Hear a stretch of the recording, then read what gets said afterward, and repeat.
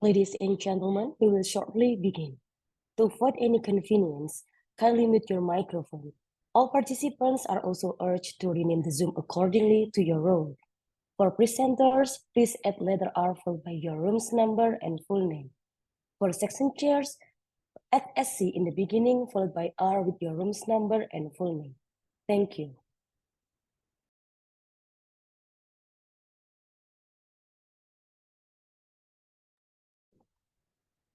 Assalamualaikum warahmatullahi wabarakatuh.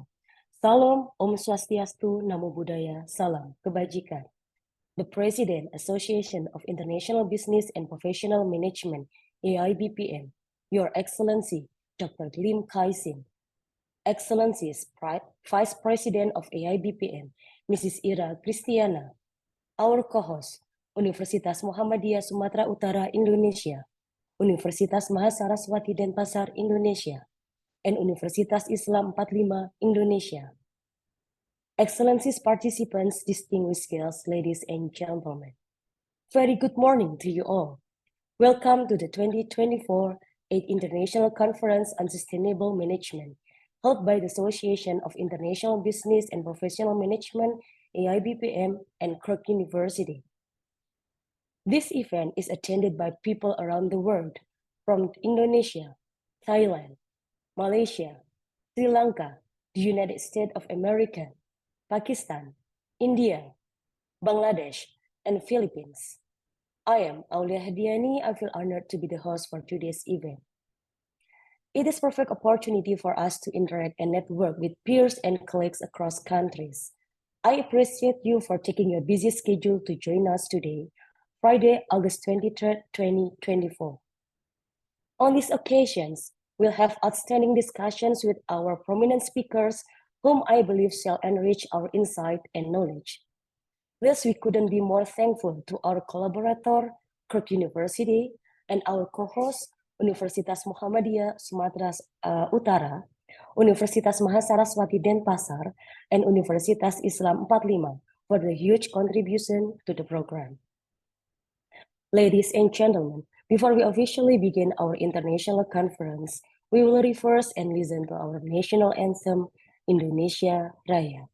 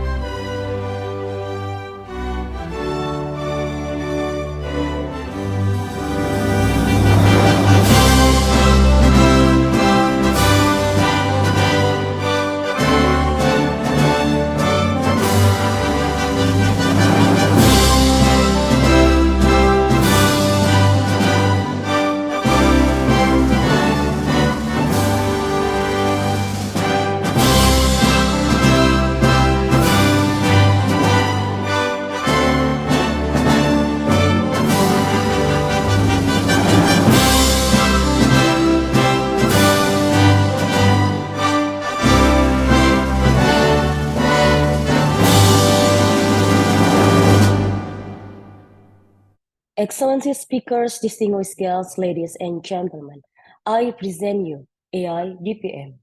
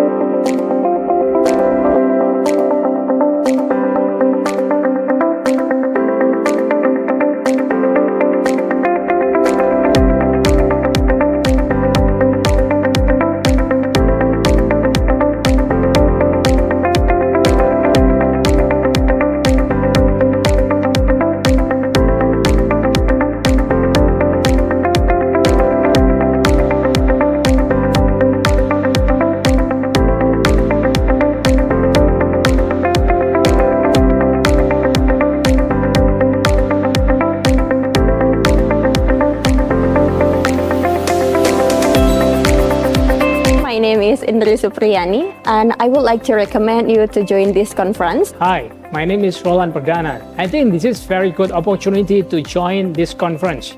Hello, my name is Ferry Prastia. I am very happy to join this international seminar with IBPM, and this is a good impression for me to enrich my knowledge. Hello, my name is Bohirjon Sodikov. I'm from Tajikistan. We are so happy that we join such kind of conference.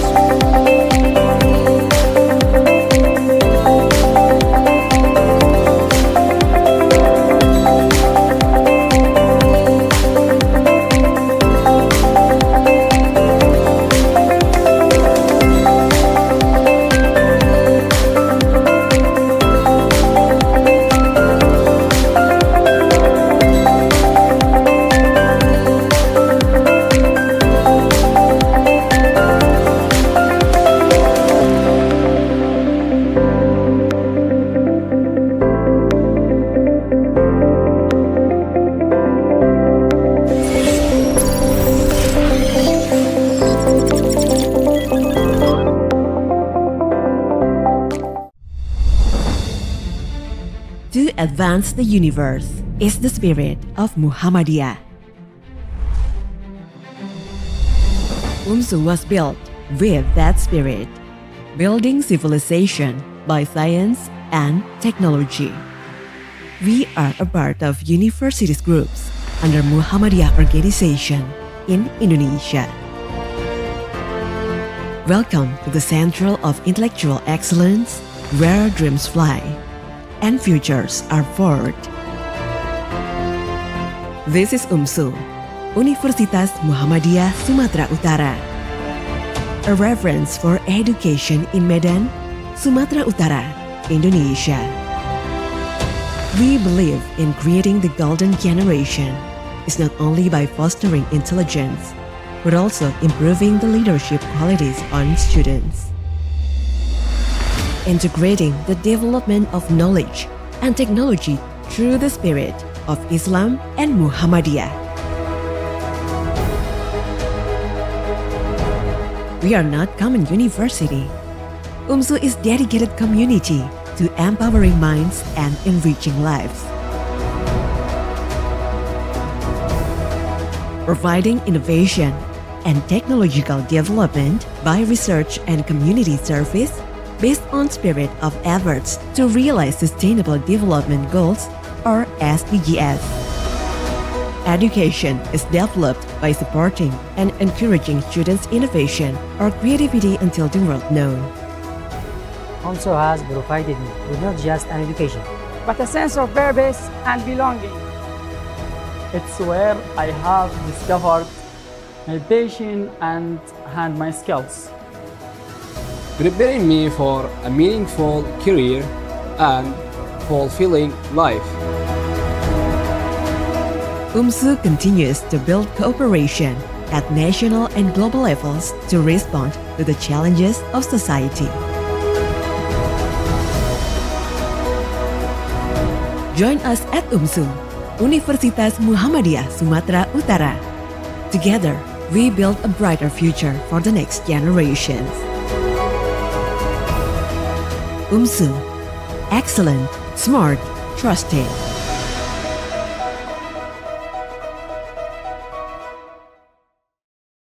Without further ado, I'd like to invite the respected President of AIBPM, Dr. Lim Kai-sin, to deliver the opening remark.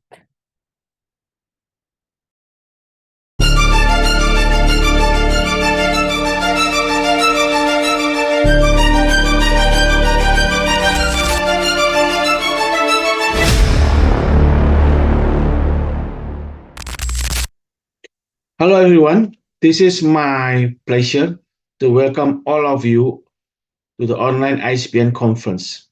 Despite of the physical distance that separates us, technology has enabled us to come together from different corners of the world to share knowledge, insight, and innovation. In this ICPM conference is attended by participants from many universities and many countries. In this conference, aim to provide opportunity for the global participants to share their ideas and experience with their other colleagues from other countries. In addition, this conference will help all delegates to establish their research and also relations, as well to find international linkage for the future collaboration in this career path. We have a exciting lineup of keynote speaker, panel discussion, and also interactive session that planned for you. After the next couple hours, we will delve into various topics, exchange the ideas, and also explore new possibilities in our field. I encourage you to actively participate, ask questions, engage with one another. Let's make the most of this opportunity to learn, building networks, and inspire each other. In this online ICPM conference, the outcome will lead to significant contribution to the knowledge base in this up-to-date field in scope. Therefore, on the day of the completion of this journey, we are delighted with a high level of satisfaction and inspiration. The outcome of the conference will be international proceedings, journals, and Scopus Index books. I believe is the most of paper conference will be published. I would like to say thank you for all keynote speakers, all the committee, my team, all section chair, MC, moderators for the fully support. Thank you all for your support and your dedication to make this conference happen. Again, I would like to say thank you to join us. I look forward for a productive and enriching conference. Well, welcome once again, and let's get started. Thank you. I'm Dr. Lim Kai-sin, the President of Association of International Business and Professional Management. Thank you, and welcome to the online ICPM conference.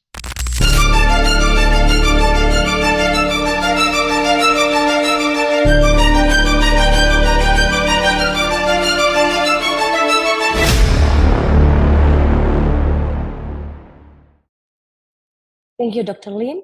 Now, ladies and gentlemen, we joyfully announce that the 2024 8th International Conference on Sustainable Management has officially begun. Welcome to the 2024 ICSM. Before we start seminar sessions, I invite all panelists and participants to turn the camera on.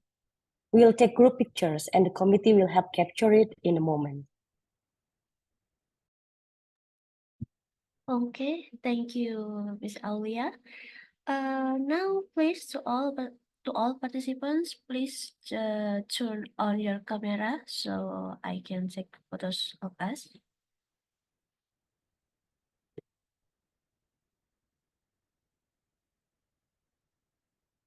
Okay, let me to take the photo of us on the gallery one. Please turn on the camera.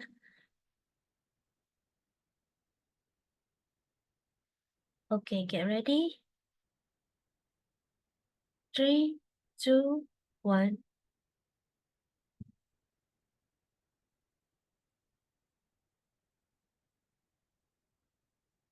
Okay, thank you. And then the gallery 2, please turn on your camera.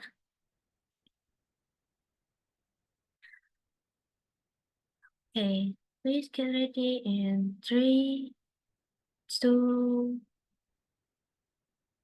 Okay, turn on your camera, please.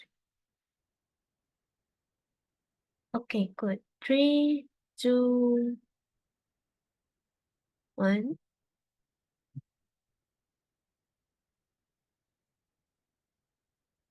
Okay, for our last gallery, turn on your camera, please.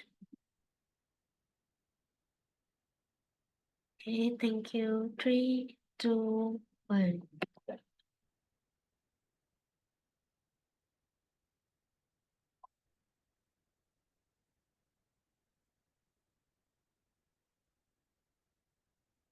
Okay, thank you, Miss Alia. Thank you, Miss Alicia. All right, ladies and gentlemen, we invite you to share today's photos to your Instagram and use hashtags 2024 ICSM and hashtag info for academia. The best Instagram post will get free entry to our next conference. We also invite you to follow our Instagram at info@aibpm and our YouTube channel on aibpm Talk Series. You can obtain up-to-date information about our events, publication opportunities, and the video of our conferences. The informations and other important informations related to coming events and opportunity have also been shared in the chat box. Distinguished guests, ladies and gentlemen, I'm excited to introduce you to keynote speakers of today's conference. We have 4 excellent speakers to enlighten us for a talk. The first one will be Dr. Sergey Ivanov from the University of the District of Columbia, the United States of America. He will be followed by Dr. Yong from Taylor's University, Malaysia. And then after that will be Dr. Sumera Mehmood from Iqra University, Pakistan. And then the last but not least will be Dr. Ridhima Sharma from Vivekananda Institute of Professional Studies, DC, India. It is also my deep pleasure to introduce you to the moderator for today's event, Dr. Rudresh Pandey. Hello again, Dr. Rudresh. Good morning. Hello, hello. How are you? How are you, Alia? Yeah, And I I'm welcome good. everyone. I welcome everyone for this prestigious conference. And best of luck to all presenters, the moderators, and the keynote speakers. Okay, thank you, Dr. Rudresh. I will briefly introduce you first. Dr. Rudresh Pandey is distinguished alumnus of IIM Indore, represent a unique blend of academic and industry expertise. Alongside his MBA with distinctions from the AVV Indore and PhD from Barkatullah University, Bhopal, he has undertaken prestigious programs at renowned institutions like IIM Kozhikode, IIT Kharagpur, and NTU Singapore. His robust 23-year career features a decade spent at corporate heavyweights like Reed Business Informations and India Today.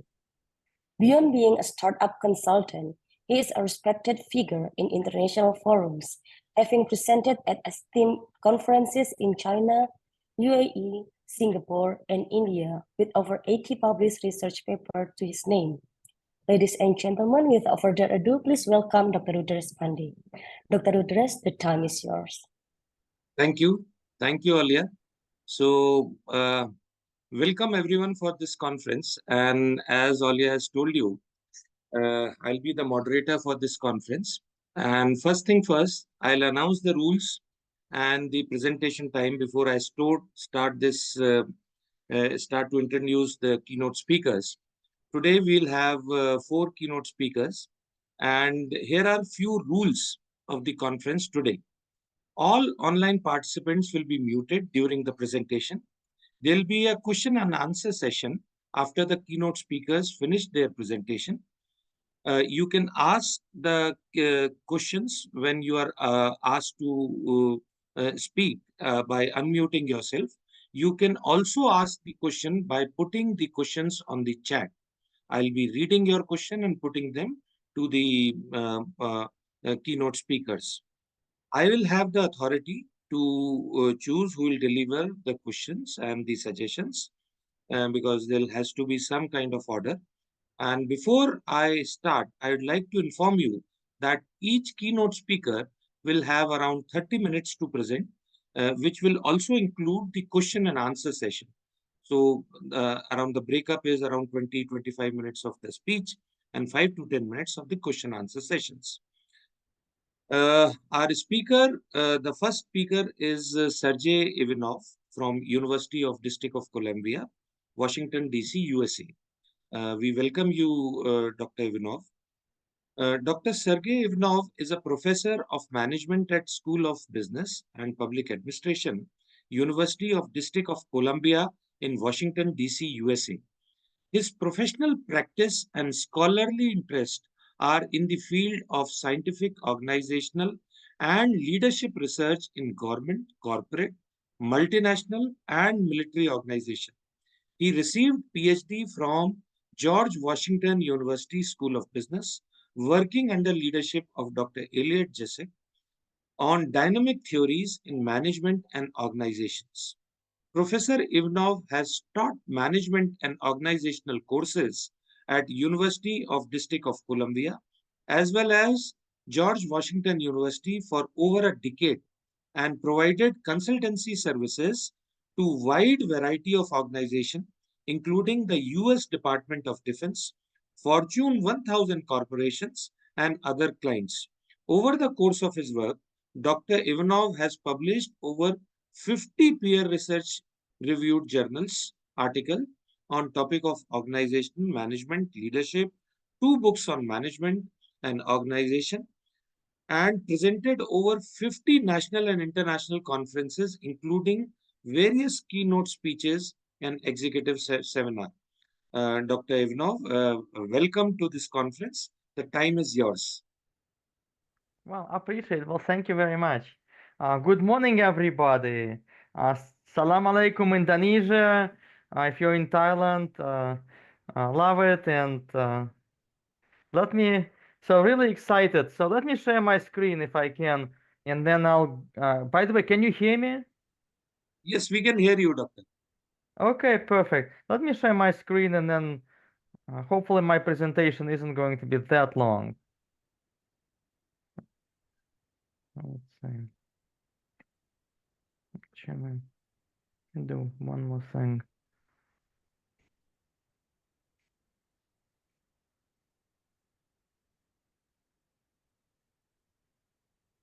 Okay, can you see it? Is it? Yes, it is visible.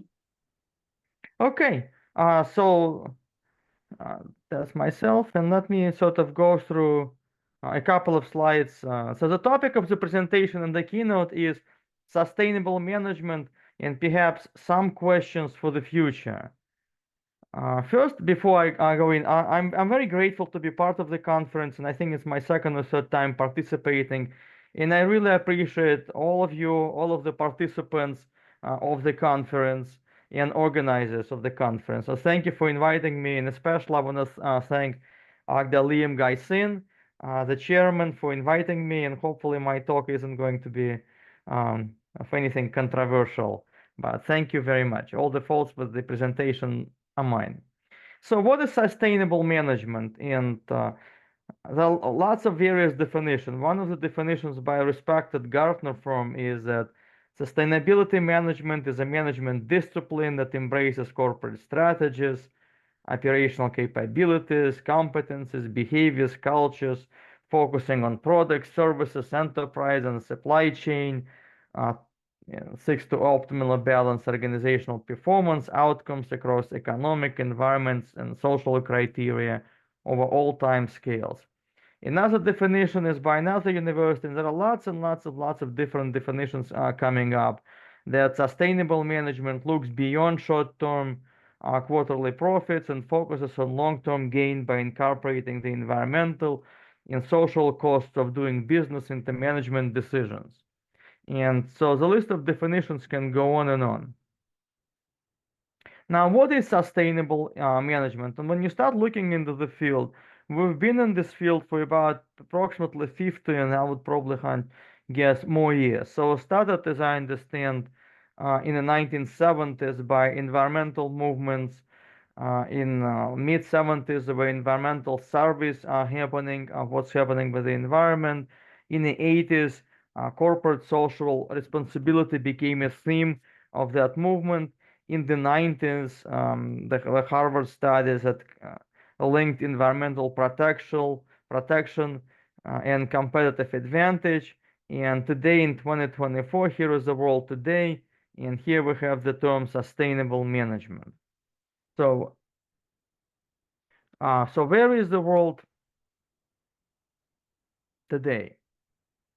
So actually, this is just a picture from, I think, last week. If you look at the beaches in the United States, and I'm not sure if it's a practice in Indonesia or in Thailand, they're filling up the beach with more sand by pumping it from the sea to avoid erosion. And as I understand, it's a practice that happens all over the United States. Now, when you, I don't know if it looks sustainable but you talk to people who actually were born there, the locals, they absolutely detest this practice because it destroys the ocean and destroys everything that's around them. And so sustainable management and the reality in which we live in this world, that perhaps no one truly cares about sustainability, corporate social responsibility, and there are lots of other ideas that sound good. If you look at the world today, and we live in this one big world, there's a concept called today called the doomsday clock. And I don't know if you're aware of it or not. So if you look at we've been the closest to midnight means final catastrophe, that the organized human life on the planet will no longer be sustainable. The world as we know it will cease. And so it's 90 seconds to midnight. If you look, when the world in 1953 was close to a nuclear crisis between the United States and former Soviet Union, was a major crisis. We were 2 minutes to midnight. Later on, we fell back, and eventually in 1993, 1994, we went to 90 seconds to midnight, closer and closer to the final. And the justification for that was in 2023 by the Bulletin of the Atomic Scientist. They cited unprecedented danger, war in Ukraine, and a major concern over climate change. That was last year. In 2024, the continuing war in Ukraine, between war in Gaza, and the fact that 2023 was the hottest year on record. And I can probably guess that 2024 now is going to be the hottest year on record. And we'll have to sort of see where it is. But climate fundamentally is something that approaches the entire planet toward a major catastrophe. And so this is the sort of reality versus good management, where about today we're 90 seconds to midnight. I think the Bulletin of the Atomic Scientists is wrong, and it's off. It's most likely, I estimate that we're probably 60 seconds to midnight, that we're very close to an unspeakable event. We just survived one. So challenges today. If you look at that, how close we are to the final, to the end of the planet, instead of solving the complex issues that the society is facing today, as scholars, most of us, for the past 50 years, we have engaged fundamentally in many interesting but they're useless discussions, watching the world slipping into a dangerous place. The reasons for that, I'm asking why. If in organizations I've encountered that there's a concept of double and multi-talk. I don't know if you're familiar with the concept of the double talk. If you look at the full, those of us who are slightly older, young folks, you probably won't remember that. The fall of the former Soviet Union, one of the reasons for the fall of that country was that everybody was engaged in superfluous double talk, fundamentally lying about the reality of the situation. The world values, so one of my colleagues I worked with in the Department of Defense, recognized wall values versus real organizational values, and he often joked. And so what are the wall values of the organizations? And these are some of the values that when you go through an organization, sort of plaques that posted on the wall. Actually just found one of them.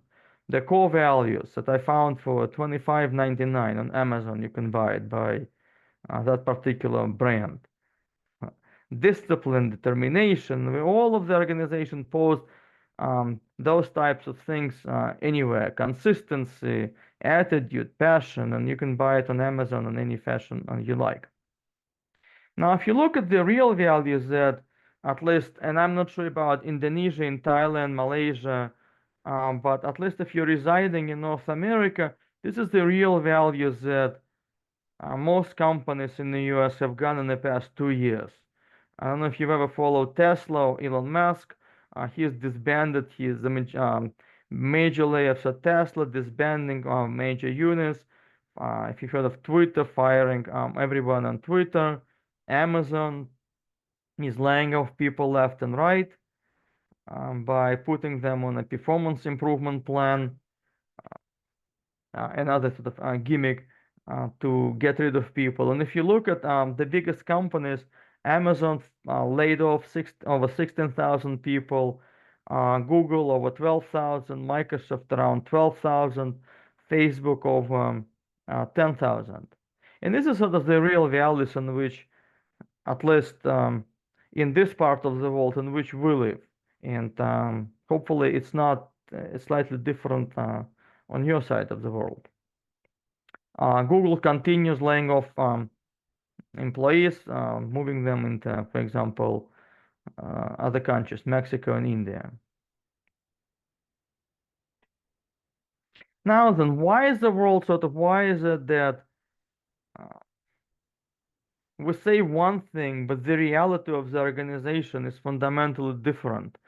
And there was an interesting study right after World War II, around 1960s, published by Stanley Milgram, called Obedience to Authority. And what you find is people in organization, at least in this part of the world, and I can assure you in many others, we tend to obey authority.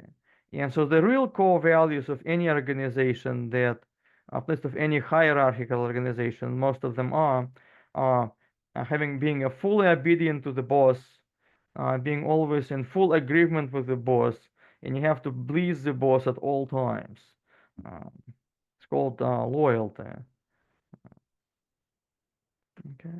If you look at organizations today worldwide, irrespective of the country, most organizations today are fundamentally hierarchical. We're employed in roles. They have lots of different management levels, especially if you look at the world's largest organizations. And you will find the world's largest organizations in the largest countries in the world.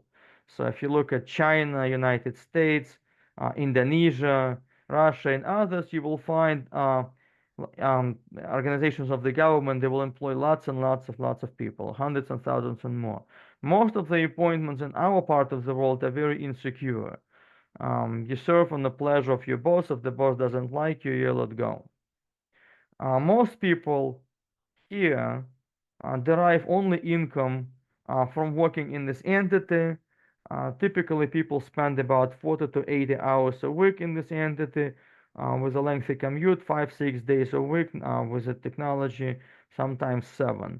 And we spend about 60 years of the life in this organization. About 90% of the world population we sort of congregate in those entities to produce meaningful work, or we think so.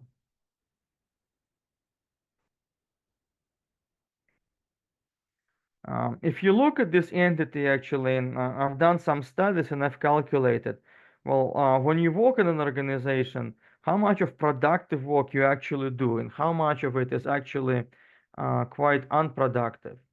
And what you find is, at least I have found, that when I talk to people, most of the people are grossly underemployed and bored out of their mind in their roles, especially at the lower levels of the organization.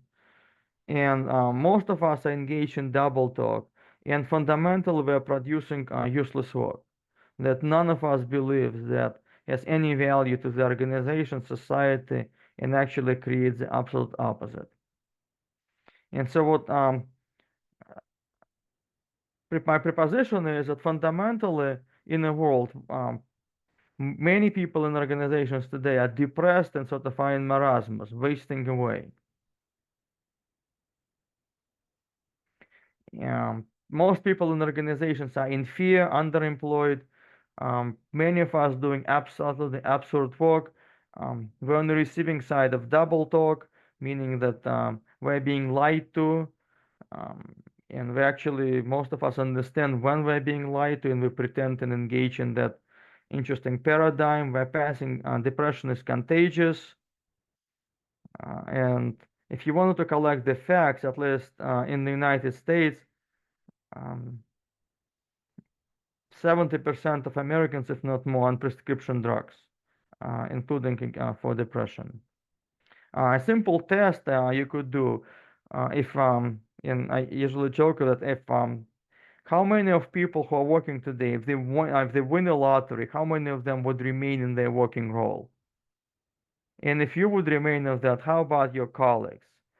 So if your colleague won a lottery, would they be there tomorrow? And I can assure you, the majority of people I talk, you would actually, I would joke sometimes, you would see mass exodus from the organization,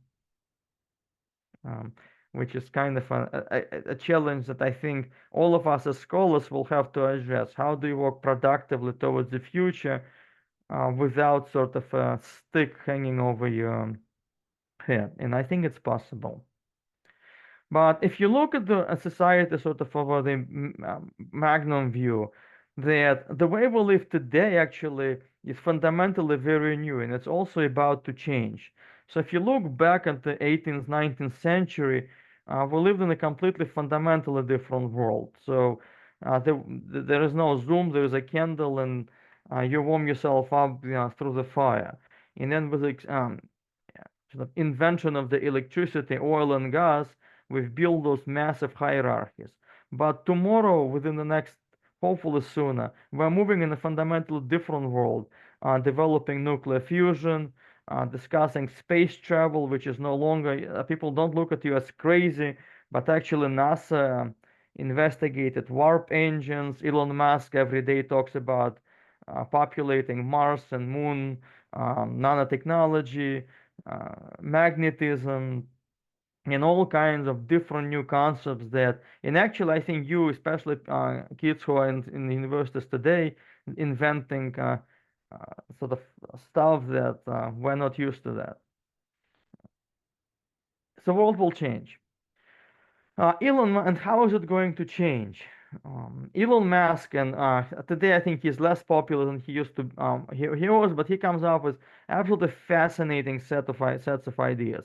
And so he's predicting that because of artificial intelligence, the robots who will be doing the majority of human of work that we now do, there will be not a universal basic income, which they've been done some experiments in the United States. So a family would be receiving a couple of $100 a month for a year.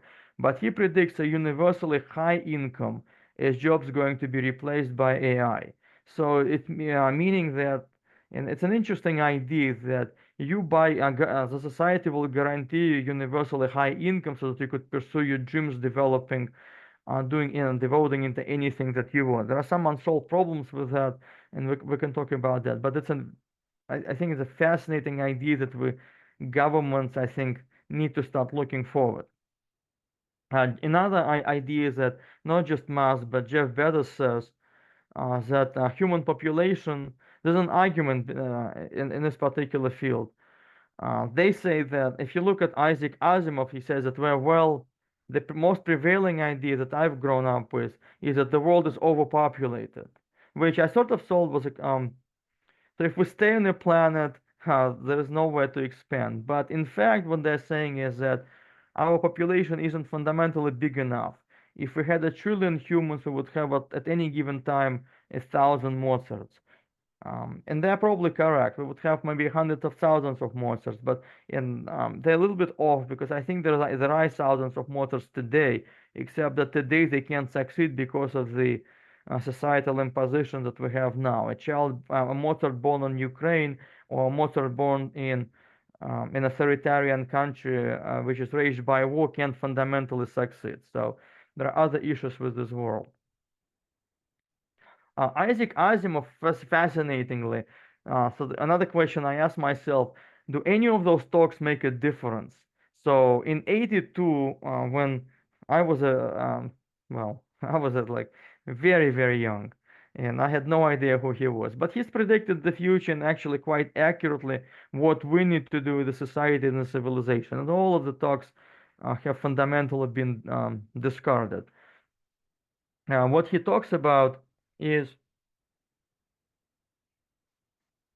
that we need to move beyond the planetary Earth. We need to stop thinking about the fundamental issues that, for example, we have in a particular country. We can't think about what's happening in the United States right now, and I'm in Washington, D.C. What's happening in Washington, D.C.? Yeah, that's really important what's happening in Washington, D.C., but you have to have a planetary view.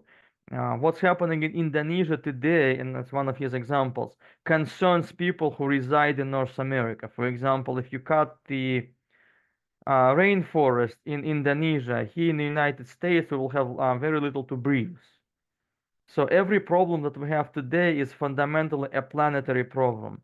The explosion of a Fukushima reactor in Japan is a planetary problem. It's not a problem in Japan because radioactive particles washed up in Los Angeles.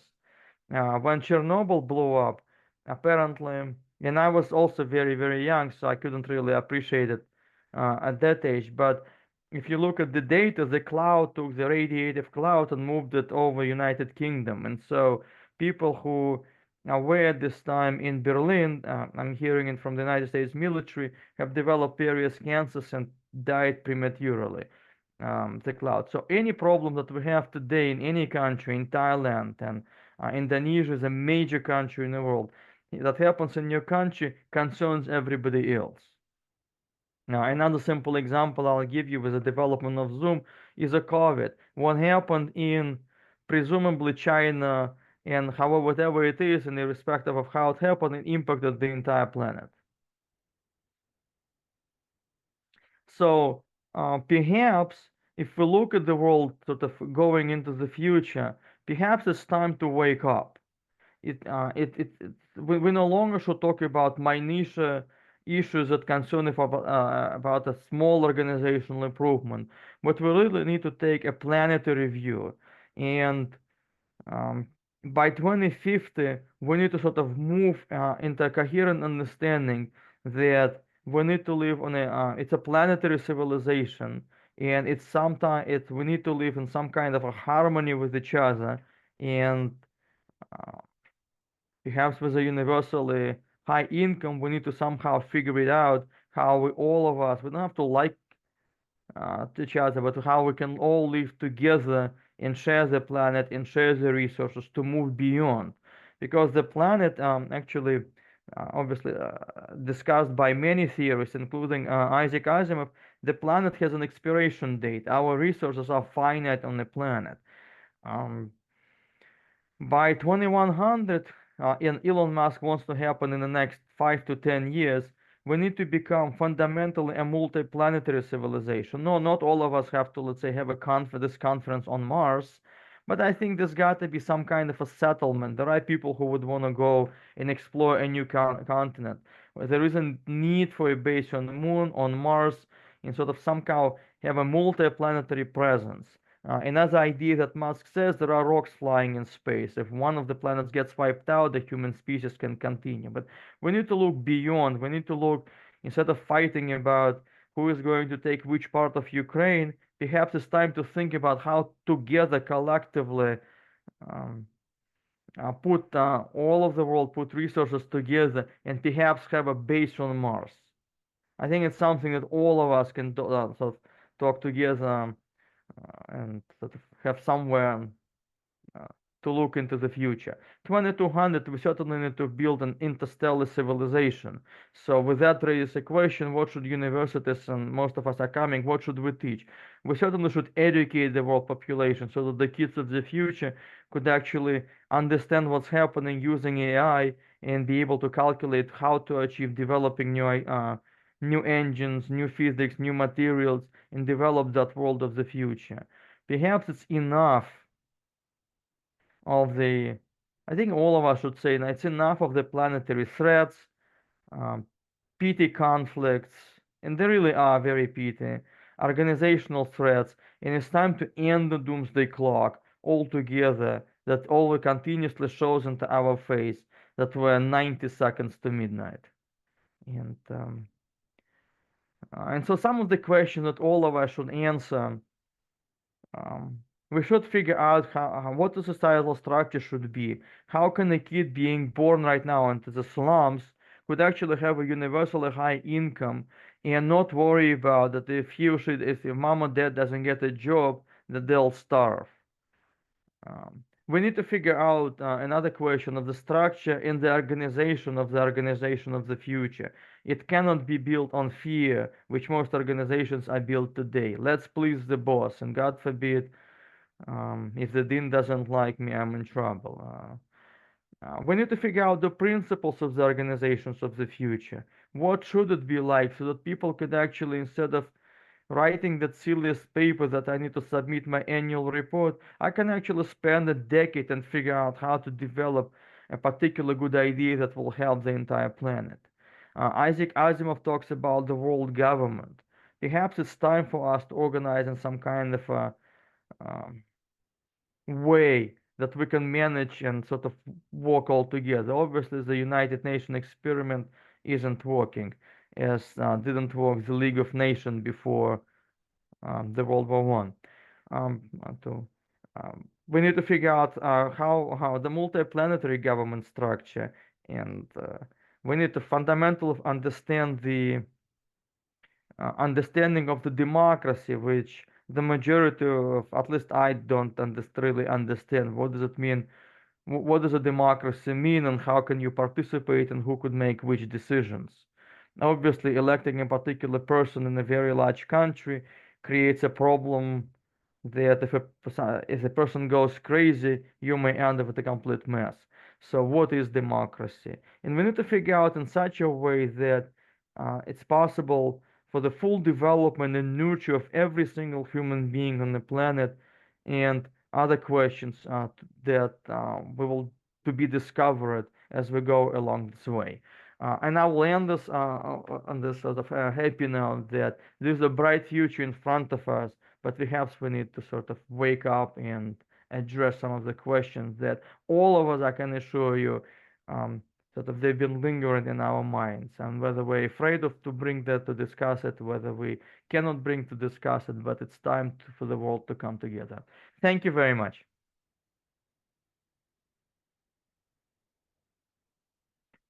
Thank you, Dr. Ivanov. It was really very, very interesting and informative speech from you. You have discussed the dangers of the world which is facing right now, and how we are moving towards a doomsday. And there is a doomsday clock which is running. And you ended your speech with a hope that one day this doomsday clock will end and will stop. And in between, you have given us a lot of inputs, especially for the young students who are there with us, how they can look for their future and what can they do in future to help this world come out of this tragedy which we are facing right now. You also spoke of organization, organizational authority, organizational structure, and you gave a very, very clear and a practical picture of what is happening in the organization. It is very important for the participants to understand that the problems which they are facing in their country are international in nature, and they are not just specific to your organization or your country. And that is where you spoke about a planetary civilization, that is the need, and that is what is the future. You also spoke of Asinov, his novels. I have also been reading, and I'll suggest my listeners also to read those novels also. They are very interesting. And in fact, they talk about future and very clearly. And at times you get astonished that how close he was to the future, predicting futures year back. I have opportunity for asking questions also. We can do these questions in two ways. Either we can take up questions right now from the participants, or we can take the questions at the end when all the speakers have finished, and then we can take the questions. I think and that will be okay. In the meanwhile, if the participants have questions, they can keep on writing on the chat box about the questions, and that will be I'll be reading those questions. And in the meanwhile, I'll also like to thank AIBPM and all the people who are behind this show. Everything which you see here has been a lot of hard work, especially from Professor Lim Kai Sin, Alicia, Olia, and Ira. They have been working very, very hard. And Professor Lim is a charismatic personality who brings us together. And I hope that is okay with all of us if I take the questions in the end. Will that be okay, Professor, with you also? If Yeah, unless somebody has a quick question, absolutely. And yeah, Okay, thank you so okay. much. I appreciate that. And thank you for such a wonderful and accurate summary. Thank you, sir. So yes, if you have any quick questions, you can put on the chat box. And in the meanwhile, I'll introduce the next speaker with you. So now, ladies and gentlemen, please welcome our next speaker, who's Dr. Ridhima Sharma from Vivekananda Institute of Professional Studies in India. Vivekananda Institute of Professional Studies is a leading institution here in India of management. And Dr. Ridhima Sharma is assistant professor of management at the Vivekananda Institute of Professional Studies. She has contributed several articles to journals and of national and international repute, and also have presented papers in national and international conferences apart from authorizing books. Her research interests include customer relationship management and sustainable consumer behavior. Dr. Ridhima Sharma, the time is yours. You're welcome. Yeah, thank you so much, sir. Thank you to the complete team who has invited me for this session and has given me this opportunity. I'm highly grateful to all of you. Just give me time to share the screen, please.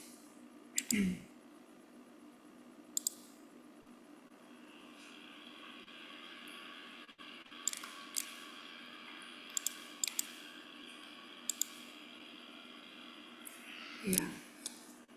So with respect to the theme and title of your conference, I just drafted this presentation, the Sustainable Development and Management with comparison to the two countries which are basically associated mostly with this conference. So when I talk about the sustainable development part, we can say it has become an increasingly critical topic as the world is recognizing the need to protect the planet and the resources for our future generations. It does not typically mean that our current needs without compromising the ability of future generation to meet theirs, but it actually involves the long-term planning and the consideration of the consequences of our actions. The goal is basically to ensure that the long-term viability of our people, of the planet, along with the profits. So the core idea of the sustainability is that the current decisions should not impair the prospects for maintaining or improving the, you can say, future living standards. This also implies that our economic system should also be managed so that we can live off the dividend of our resources. And this sustainable development and management is an approach that will permit continually for in the quality of life with a lower intensity of the resource use, thereby leaving behind for the future generations, or even the enhanced stock of the natural resources and the other assets. And when we start with the history of sustainable development, it has been rooted in the distant past. It has been evident from the theory of Thomas Malthus on the dangers of population growth in late 1700s.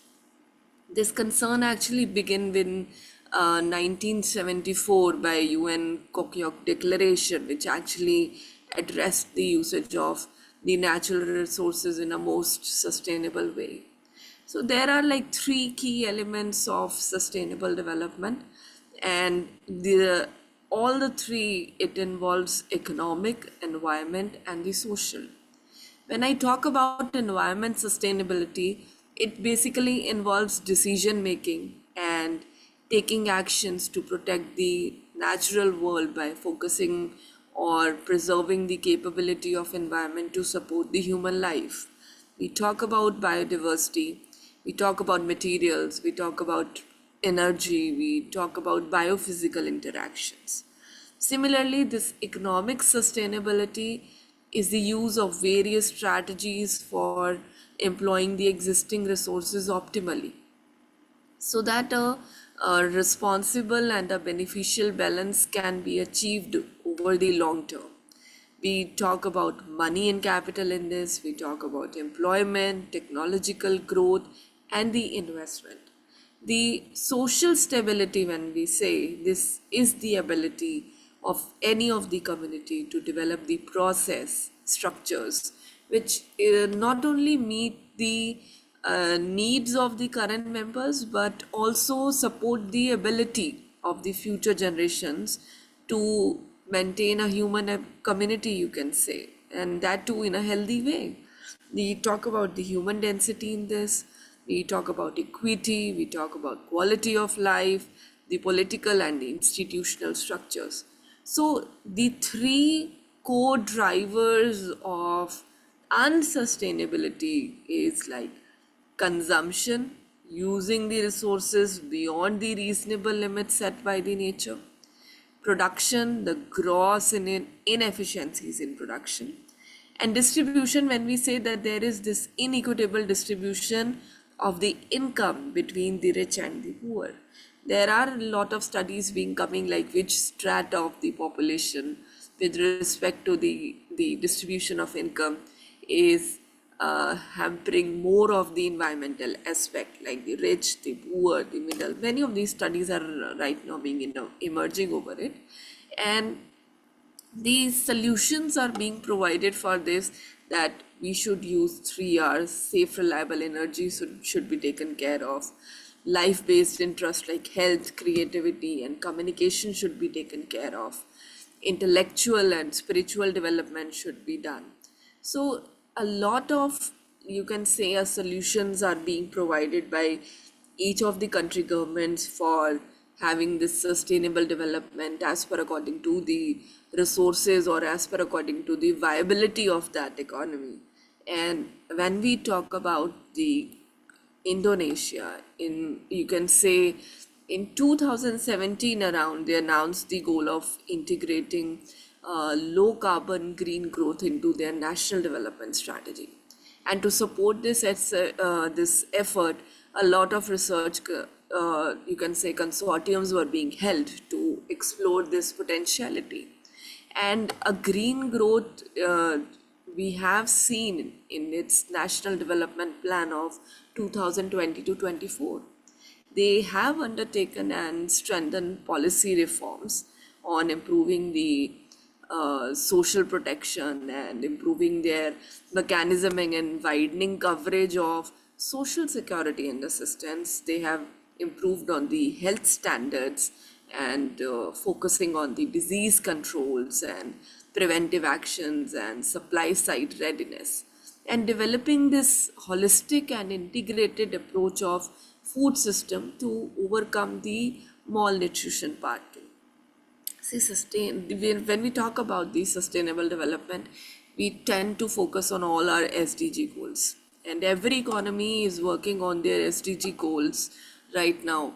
So as by promoting their an inclusive economy system, you can say through their sustainable investments, and all of the countries, including the India and Indonesia, for which I'm talking about, they are working and encouraging their investments to support you can say, a clean energy shift and even reducing their carbon emissions for the sustainable development.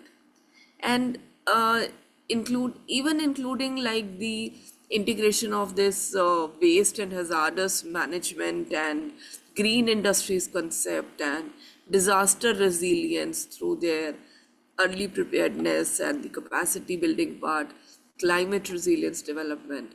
All the countries are focusing upon such topics for this SDGs and the sustainable part. And similarly, when I talk about India, India is the third largest producer of the renewables with 42% of power from clean resources only. And India is trying to adopt a comprehensive approach, balancing both the economic growth with the environmental considerations. And to ensure this long-term growth, a lot of sustainable practices are being noted upon and are being critically handled by the government. And currently, India is, I can say, standing at the forefront of the net zero revolution, embracing the growth as its guiding star. And this remarkable economic growth we have seen from 13 to the 15th largest economy globally has set an ambitious goals for this sustainable development. And the India's commitment to SDGs is being reflected in its convergence with the National Development Agenda. As we can say, they have a motto also, Sabka Saath, Sabka Vikas, a collective efforts for the inclusive growth. And based on these evidences, every country is having their own measures progress at their subnational level. And the countries has developed a robust SDG localization model centered on their adoption, on their implementation and monitoring at their different state, cities and district levels, as this has been the need of the hour right now for our future generations. We have been using the resources and we have been utilizing them very well, but are not taking care of them properly. So to sensitize the people with such things, a lot of measures and a lot of solutions are being provided over. Earlier, there was no such of the social media platforms for this. A lot of social media initiatives are also being taken up by many countries just to sensitize the people about the importance of this sustainable development concept. So we should be like more inclined towards the I can say the balancing, and the one needs to be balanced among, like in case if we are using it, then we should seek some return to that also. So that return needs to be at the individual level first, then only we will be able to move to the state, then to the country level. This is like the interdependency of, you can say, the micro and the macro part. The efforts should be started at the micro level first for the sustainable development part. Then only we will be moving towards the macro part of the countries, and we can say that the countries are actually working out on their SDGs and are also working out towards for the future generations. So I'll be concluding here only. Thank you so much, sir. Thank you, ma'am. Such a wonderful speech and very knowledgeable. In fact, you summarized a very clearly international picture on what is happening around us. And you very correctly said that the problems which we are facing are in relation to our consumption, production, and distribution. You also mentioned about what is happening in Indonesia and gave example of voluntary national review 2021, and I think that is a great example coming out of Indonesia, and Indonesia has done a great work on that. In fact, other countries like India and developing countries should learn from it. Also, how India has taken up renewable energy and used its resources. I think that is the way forward for future. And that has been a great effort from India also. So thank you, ma'am, for a wonderful speech. And we hope we will have questions. We are waiting for questions. We are waiting for questions, and questions will be there at the end. And I would request everyone to please put few questions on the chat box that I'll read and put questions to the keynote speakers at the end when all the keynote speakers finish. I would also remind you to please follow AIBPM pages on social media. Links are there. Also, the YouTube channel of AIBPM and various LinkedIn pages. The links and the hashtags and the handles are there on the chat, and it is requested and it is expected out of everyone to follow these channels and be in touch with us. Also give your feedbacks, and those feedbacks are very valuable to us. So thank you, ma'am. Thank you again for giving such a valuable speech. Thank you. Thank you, sir. So the next, please welcome Dr. Yong Jing from Taylor University, Malaysia. And Dr. Yong is a senior lecturer in the School of Management and Marketing at Taylor University.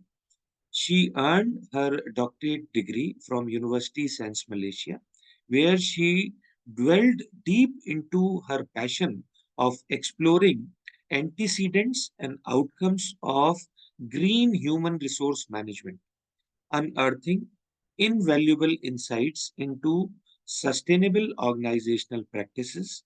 She has been published in esteemed scholarly journals such as Journal of Cleaner Production, Business Strategy and Environment, Benchmarking, and International Journal, Industrial and Commercial Training, Journal of Management Development, and International Journal of Engineering and Technology. Dr. Young's contribution extend beyond publication as she has actively participated as a reviewer for international journals, conferences, etc.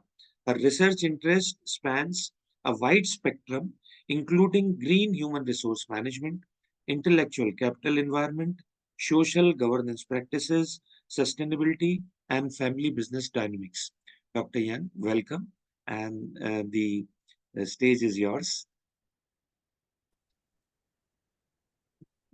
Thank you, Dr. Rudresh, for the welcoming invitation and also the speech.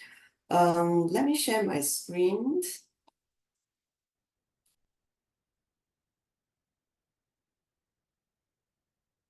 Is that visible to you?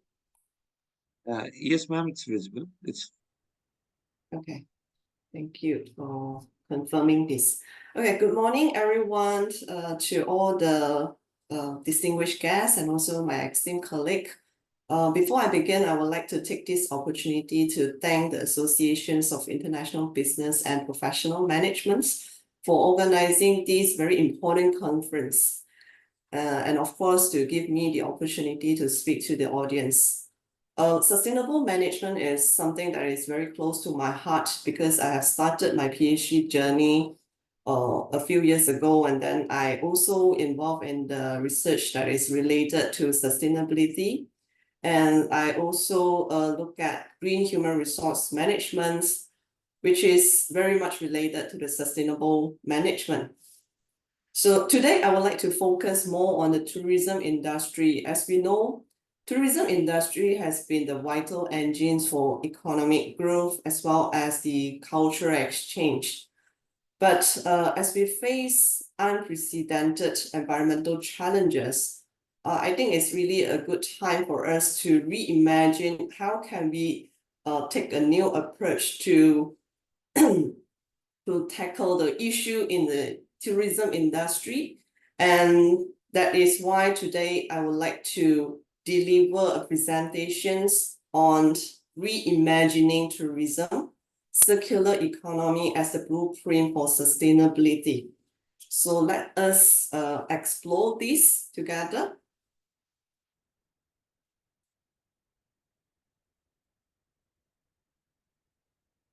So before I go in depth into it, I would just like to give a very quick overview on the travel and tourism landscape.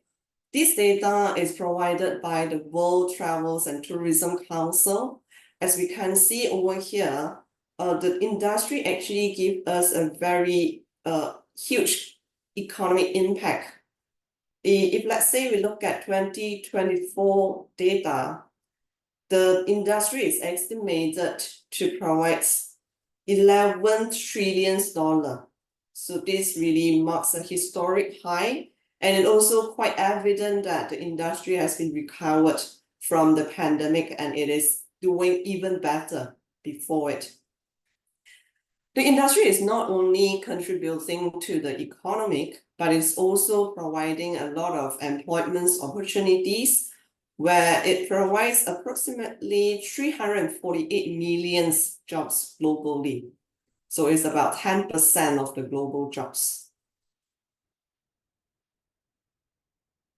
So this data is quite evident to show that tourism industry is a key driver of economic development and employment. It also supports various sectors such as the retail, food and beverage, lodging, and transportation. But with all these significant contributions in the economies or the employment landscape, they are also a significant contributor to carbon emissions, waste productions, and pollutions. So if you look at the picture showing here, the tourism industry is actually damaging the oceans. The single-use plastic, again, is affecting the marine ecosystem.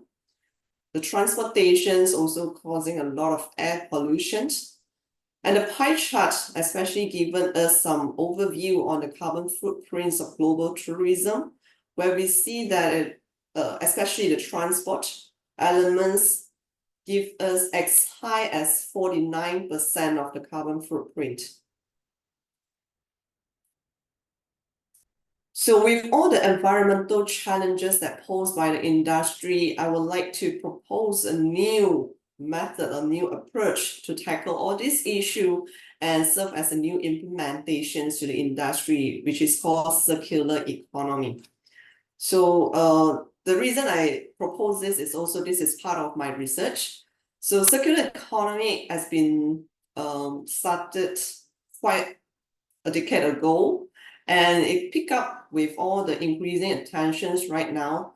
I would like to see how this model can be used in the tourism industry.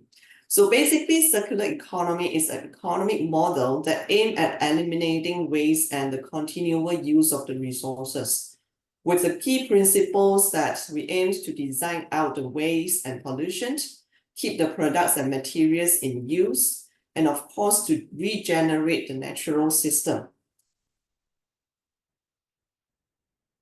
So to give you some ideas on our economic models, traditionally, we have relied a lot on linear economy, where we will take the materials or the resources, then we make it into the products for consumptions, we use it, and of course, at the end, whatever that have used, we will throw it as a waste, right?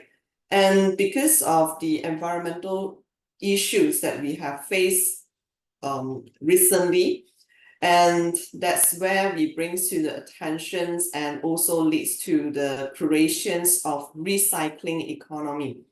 So recycling economy, of course, today will also using the resources, materials, we make the products, we use it, but some of the materials or some of the products that we have used, we can recycle it. And of course, those that are not able to recycle, then we will throw it as a waste. But that again, it will create a lot of waste. Despite it will reduce some of the waste, but the waste is still there, right?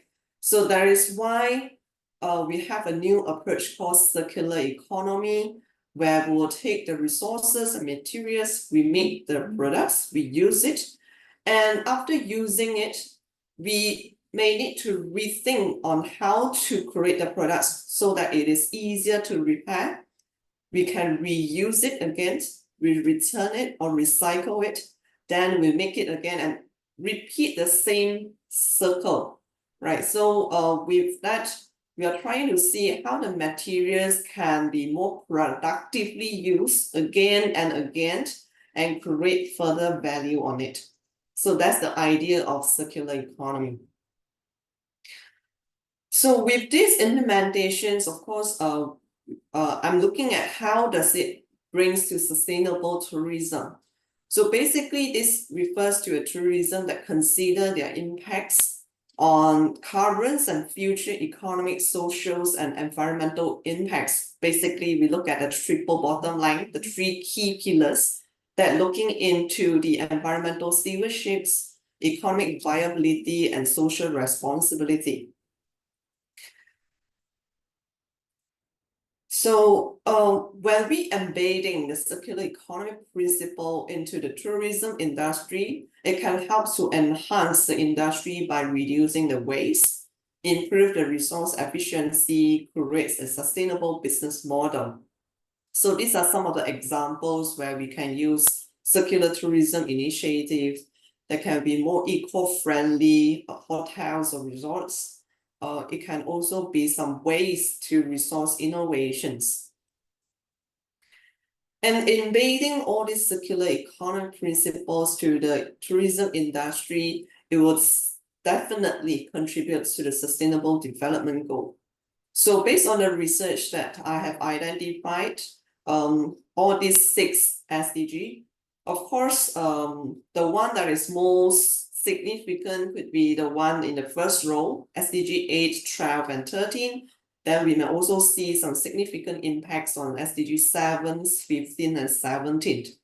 Basically, when the hotels or tourism industry, when they say applied waste management system, or even they are using some energy efficient system, water conservation system, providing eco-friendly workshop, sustainable workshop, it will help to provide decent work and economic growth.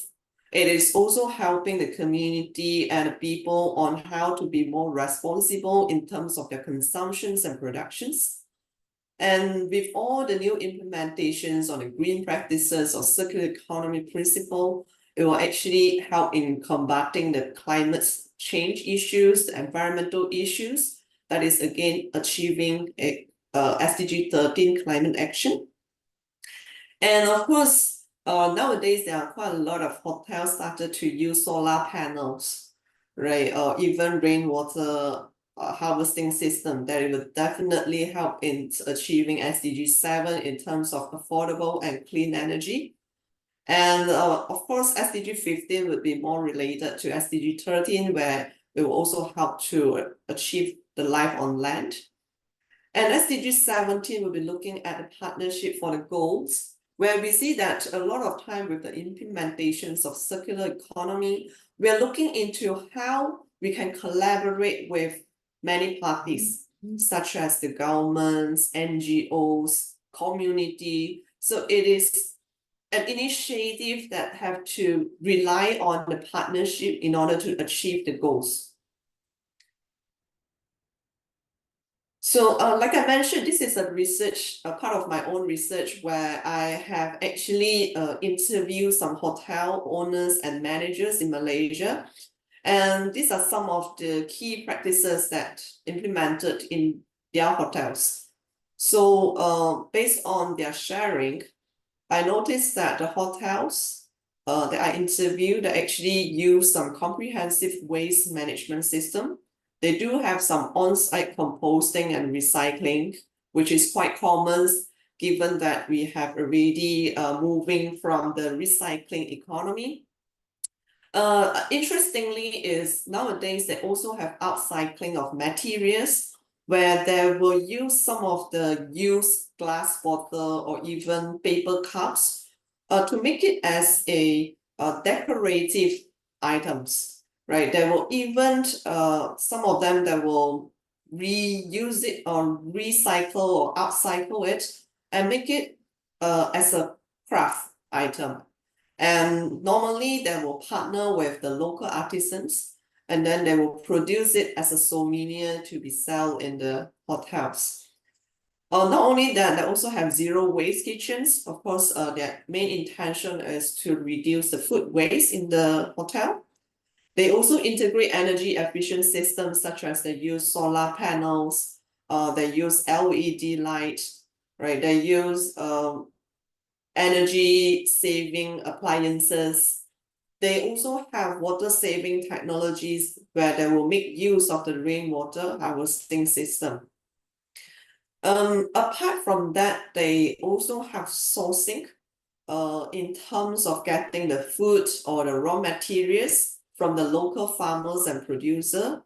At one point, it helps the community because they are getting the materials from the farmer, they are buying it, they are giving, they are letting the local people to earn a living. At the same time, they are also, with these implementations, they are also reducing the carbon emissions because they can get their materials in the neighborhood, right? And lastly, they also shared that some of the hotels that do establish a center as an education center to educate their guests or the local community on the sustainable practices. So they may conduct some workshop or trainings to share some of the eco-friendly initiatives with the guests or the local community. With all these implementations, of course, they do share some of the benefits of this implementation in their industry or in their hotels. Firstly, we look at economic perspective where the hotels actually helping in conserving the natural resources. Sorry, this is about environmental. So when they are getting the materials from the locals, when they are trying to reduce the waste, it is actually a path to conserve the natural resources. And of course, with the zero waste kitchen, recycle, upcycle materials, it is a way to reduce the waste. Economically speaking, they actually achieve brand differentiations where with all these green practices, they can provide an image that they are the green hotel that help them to attract environmentally conscious traveler, right? It also gives them a competitive advantage. Not only that, of course, with all this implementation, it will help them to save the cost in the operational sites because, for example, when you use the LED lighting, it is a way to reduce the energy consumption that reduce their costs. It is also providing a new revenue stream where the example that I gave earlier, they actually partner with the local artisan and sell the products, right? As a souvenir, it's a way to generate new revenue stream. They are providing workshop to the guests. It is also another new revenue stream. And lastly, looking at the social perspective, where they engage with the local community, they are providing the workshop, they are getting the materials from the local farmers. This is a way on achieving or improving the community engagement and empowerment. And of course, by having eco-tourism or even providing the green practices workshop and everything, it is actually improving the guest experience. But despite all the benefit that they have shared, they do share some of the challenges or barriers that they face. I have categorized it into 4 different challenges. Firstly, looking at operational challenges, of course, with the new infrastructures and system in place, it is a bit complex sometimes in terms of the implementations, especially when we are talking about the rainwater harvesting system. We are looking at solar panel. All this may need an experienced expert to do all the infrastructure developments.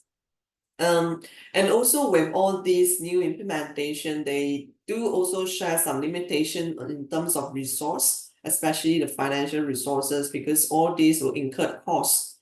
So they will only be able to do it bit by bit, right? Because if they have to do it everything at the first place, then it will incur a huge cost, right? And the third point is the maintenance and monitoring, because all these new system requires very close or regular maintenance and monitoring. Secondly is communication gap. They do share some of the communication issues with the staff, where some staff, they may not be able to grasp the importance of having these practices, right? So they a bit reluctant, and they may not know how to apply this in their daily routine, right? Externally, they also some of them face the communication issue with the guests, because they have to create the awareness, they have to give a lot of information to educate the guests that this is their directions, and this is some of the way on how to be more environmental friendly.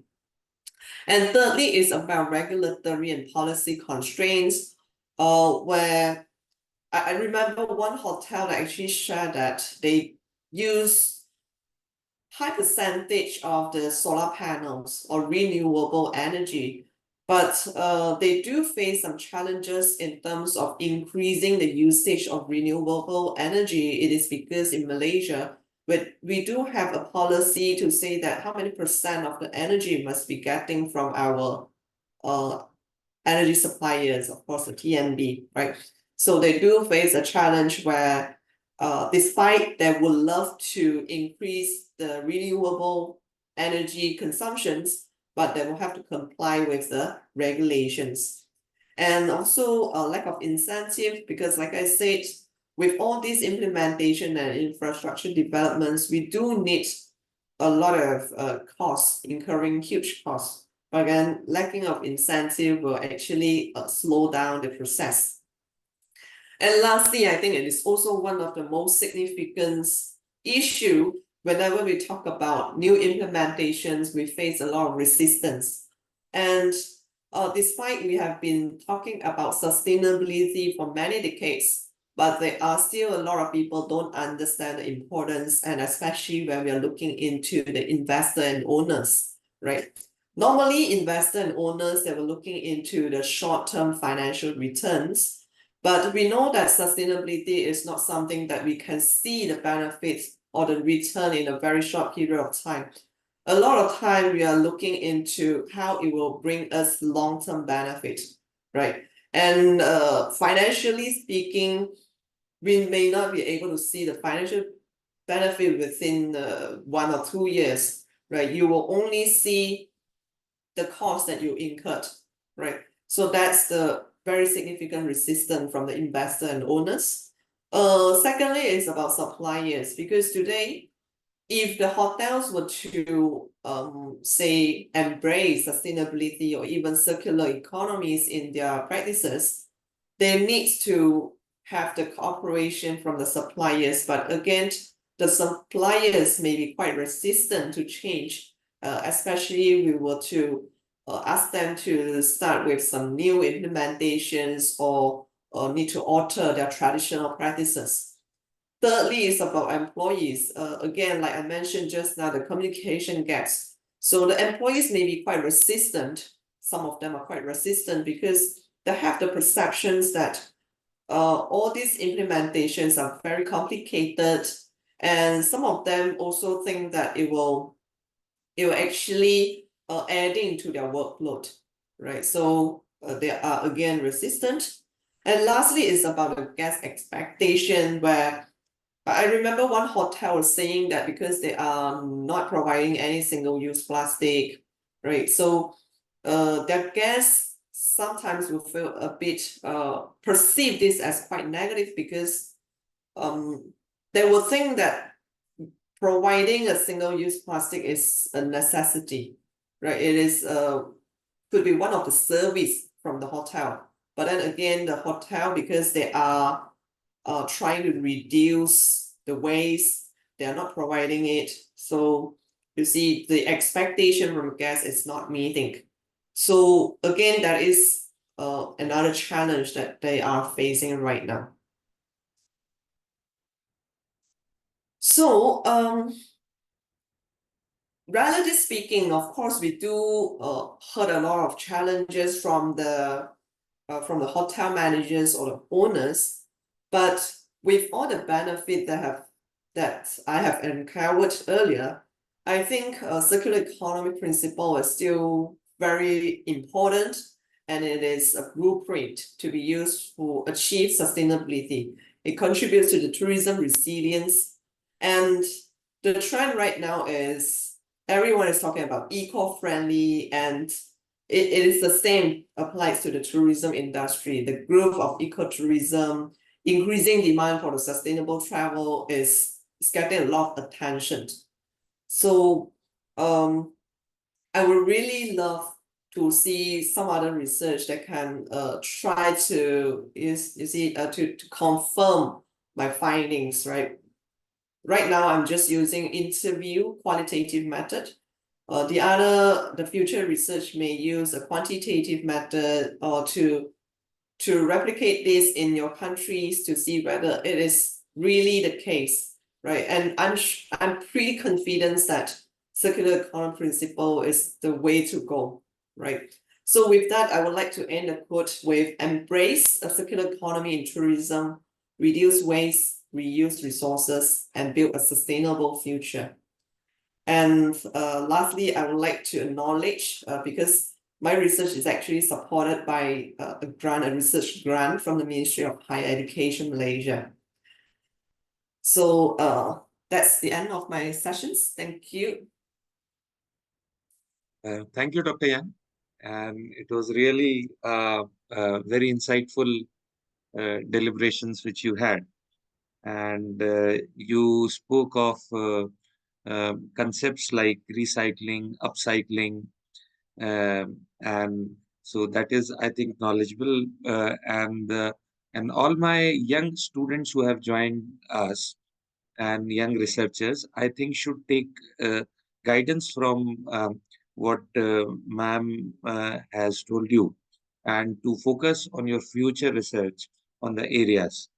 I would also remind again to my participants that they can write questions in the chat box, and we'll take all the questions. And in fact, we have started seeing questions on the chat box. And in fact, thank you for my participants to be highly engaging and participating in this conference. You also talked about, Dr. Yang, about circular economy and the challenges which they are facing. One thing which is good about these conferences and these forums which AIBPM has presented to us, this introduces how these challenges are just not local to us. Because when you were discussing and when you were explaining those examples of hotels and what kind of challenges they face, I think we have also seen in our countries, especially in India, I have seen those challenges exactly the same way they are happening here also. So the challenges which we face are global in nature. We all face the same problems here. So I think that will be a great research agenda also for future. And I would like to inform my participants that they can ask questions on these lines also, and they can ask questions on their future research agendas. So Dr. Yang, thank you again for a wonderful speech, and hope you will stay with us at the end and have a question answer session. So I'll now move to the next speaker, and please welcome Dr. Sumera Mehmood from Iqra University, Karachi, Pakistan. Sumera Mehmood is a dedicated educator and a PhD researcher based in Karachi, Pakistan, whose academic journey spans a diverse array of qualification and experiences. Holding a master's in finance from KASBIT, she possesses a deep understanding of financial principles and practices. Complementing her financial expertise, she pursued an MBA from Virtual University and an MA in economics from a prestigious Karachi University in Pakistan, broadening her scope of knowledge in business and economic theory.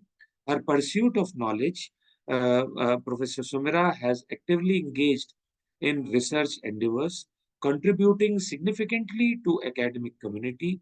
Beyond her academic pursuit, Sumera is a sought-after guest speaker, sharing her expertise at seminars and conferences. She has delivered insightful presentations on topics ranging from women in workplaces to roles and diversities and inclusion in climate change perspectives. Her ability to communicate complex concepts with clarity and insights make her valued contributors to academic and professional forums like today, and she has done this at various international platforms. Sumera Mehmood, the time is yours. Welcome again.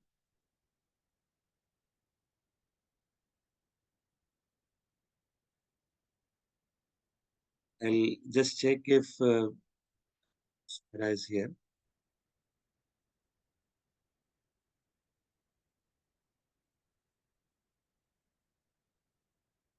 I think there is a technical issue. I'll just check. So kindly and give 1 or 2 minutes. And in the meanwhile, I can I can just check how questions are coming to us. Dr. Yong, if you are there, I have a question with you, for you, where one of my participants is asking. Can I put that question to you? Yes, yes. Okay. So the question here is, in Indonesia, government is being trying to improve medical tourism. And in fact, that is happening in India also. We have medical tourism as a, so I think this reflects a question from India also. So you can take that practice perspective also. Trying to improve medical tourism. And the question is, but I think it has no success. Singapore, Malaysia, Thailand, South Korea, I think have been, they have managed to somehow improve medical tourism. And according to your opinion, what is the future of medical tourism, and how countries like India, Indonesia should look at medical tourism? And what are your opinions on this? Thank you. Yeah, thank you, Doctor. And thank you for the questions. Yeah, I truly agree Malaysia is a good example to show we are having quite a good healthcare service and also tourism spot. To be very honest, every time when I visited a hospital, I do see a lot of foreigners to visit our hospital. I believe to effectively manage the medical tourism, firstly, we look at how good is the standard, the medical standard. So make sure the countries can provide high quality healthcare services. That is where we can create the word of mouth. People will start recommending, people will start showing all the positive results and feedback. And of course, the other one is we need to provide very competitive pricing, which I believe Malaysia do have quite attractive package. And of course, everything have to rely on the government support as well. So in this part, the governments have to show full support in terms of visa and travel process. You need to streamline that. We have to ensure that when they are coming for the healthcare services, in terms of applying the visa and everything, the process has to be smooth enough, right? That is a way to actually encourage people to come in or to go to your country. And of course, providing language support is very important. Given that Malaysia speak various languages, that is also a plus point for us, right? So with all these implementations, improvement, and also the partnership, I do believe it will help in the medical tourism in the country. Hope I answer your questions.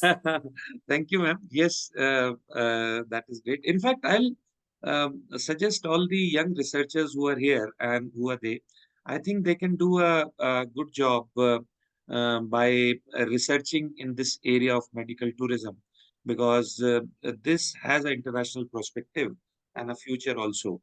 So thank you. Yes. I'll wait for more questions, ma'am, and I'll come back to you at the end. Okay. And Sure. let us now go back to my next speaker, who's Professor Sumera.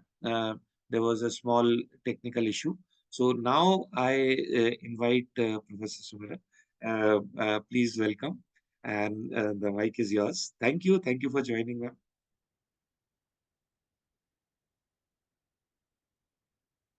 Ma'am, I think you are muted. If you can just unmute yourself. Okay. Yes.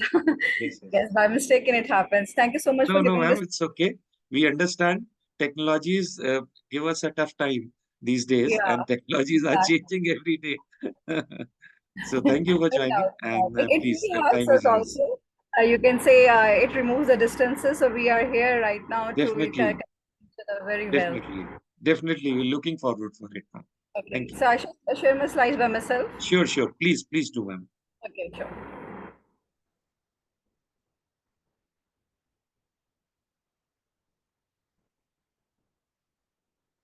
Is it clear to everyone? Yes, ma'am, it's clear. Okay. I myself is a Dr. Sumera Mehmood, and I am from the Pakistan, representing Iqra University over here. And first, I would like to thank you for giving such a great platform to speak on the topic, which is a very, you can say, a discussable topic nowadays, sustainable development goals. And I would like to relate this with the sustainability in the management. Because as being the professors of the management, we should consider that all the sustainable goals are related to the management policies, their plans, rules and regulations, and how we can apply it in the different areas. So these all areas are very much connected to each other. This is one of the introduction which I would like to, you can say, mention over here. The sustainable management has created a defined as an application of sustainable practices. You know, all these practices will be very much necessary, because if you are not applying, you're just talking about, so without implementation, the things will not be possible. Like we should apply in the categories of business and agriculture, which are become the backbone of any organization, any country, or any area. We should connect with the society, with the environment, and definitely with our personal life, first of all, by managing them in a different way that benefits current generation. Because currently I just listening to your presentation, we are talking about how we can do something for the future generation as well as with the current generation. So sustainability management is the joining of sustainability and the management practices, that these practices should be balanced. Even the balance model, as I have shown in my, you can say the PPT, you can see, so these models are related, are interconnected with everyone. Each and everything is interconnected. If we are leaving any one side, like you can say, there's a safety issue, there's an environmental issue, there's a health issues, all these are connected towards benefiting the current and the future generations.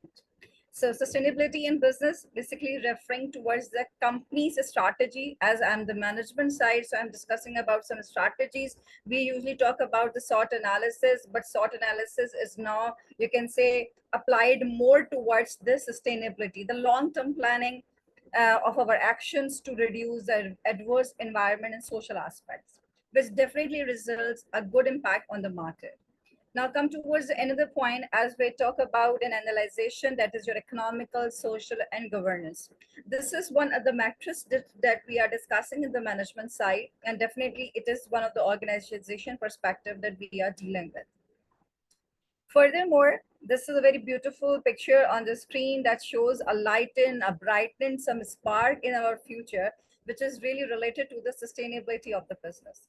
It empowers the organization to identify and to overcome different challenges.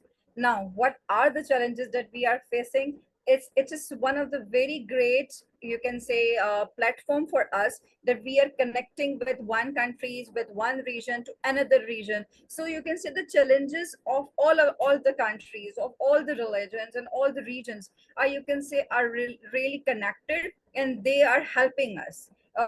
Whether it's any countries, it's UK, USA, Australia, Pakistan, China, they all are so much imposed towards, and they all are, you can see, they're really working on sustainability. Everywhere they are talking about, because every country, every management, every organization is understanding the sustainability of every aspect is very much necessary. You can say the mandatory sort of, because I'm talking about economics, I'm talking about the social aspects, I'm talking about the environmental, because here the environment on which we are living, first of all, that should be sustainable, then we can grow. One of the main objectives that I would like to highlight over here again, to reduce the negative impact, that will be again the most important perception of, you can say, on our environment. So I should discuss over here about the green and the blue energy. Because now before the people were mostly talking about, you can say, the green energies, but now I would like to highlight also on the blue energies, because we should take some energies from our sea, our water, our atmosphere. So this is also one of the major aspects. Okay, so let's talk about what the sustainability management can do a great impact on the organizational practices. There is one infrastructure that is just an organization, but what actually they are practicing, are they really working on it? Yes, they do. They are working on it, because it involves your economic production, your consumption, your wholesalers, retailers, you can say consumers. Each and everyone is connected towards a web, and that web will be the environmental impact on conservation of energies and resources. So when we are talking about in the management, we are talking about for the sources and the resources. Currently, sustainability in management, sustainability in education, sustainability even in technology is basically depend upon all we have our sources and all we have resources, and how can we utilize our sources and resources for the long-term perspective. So we are basically, you can say, multiplying the parts of the people for the future generation, providing them plans how they can improve, because we are at the age that we are basically creating an infrastructure for the future generations. Okay.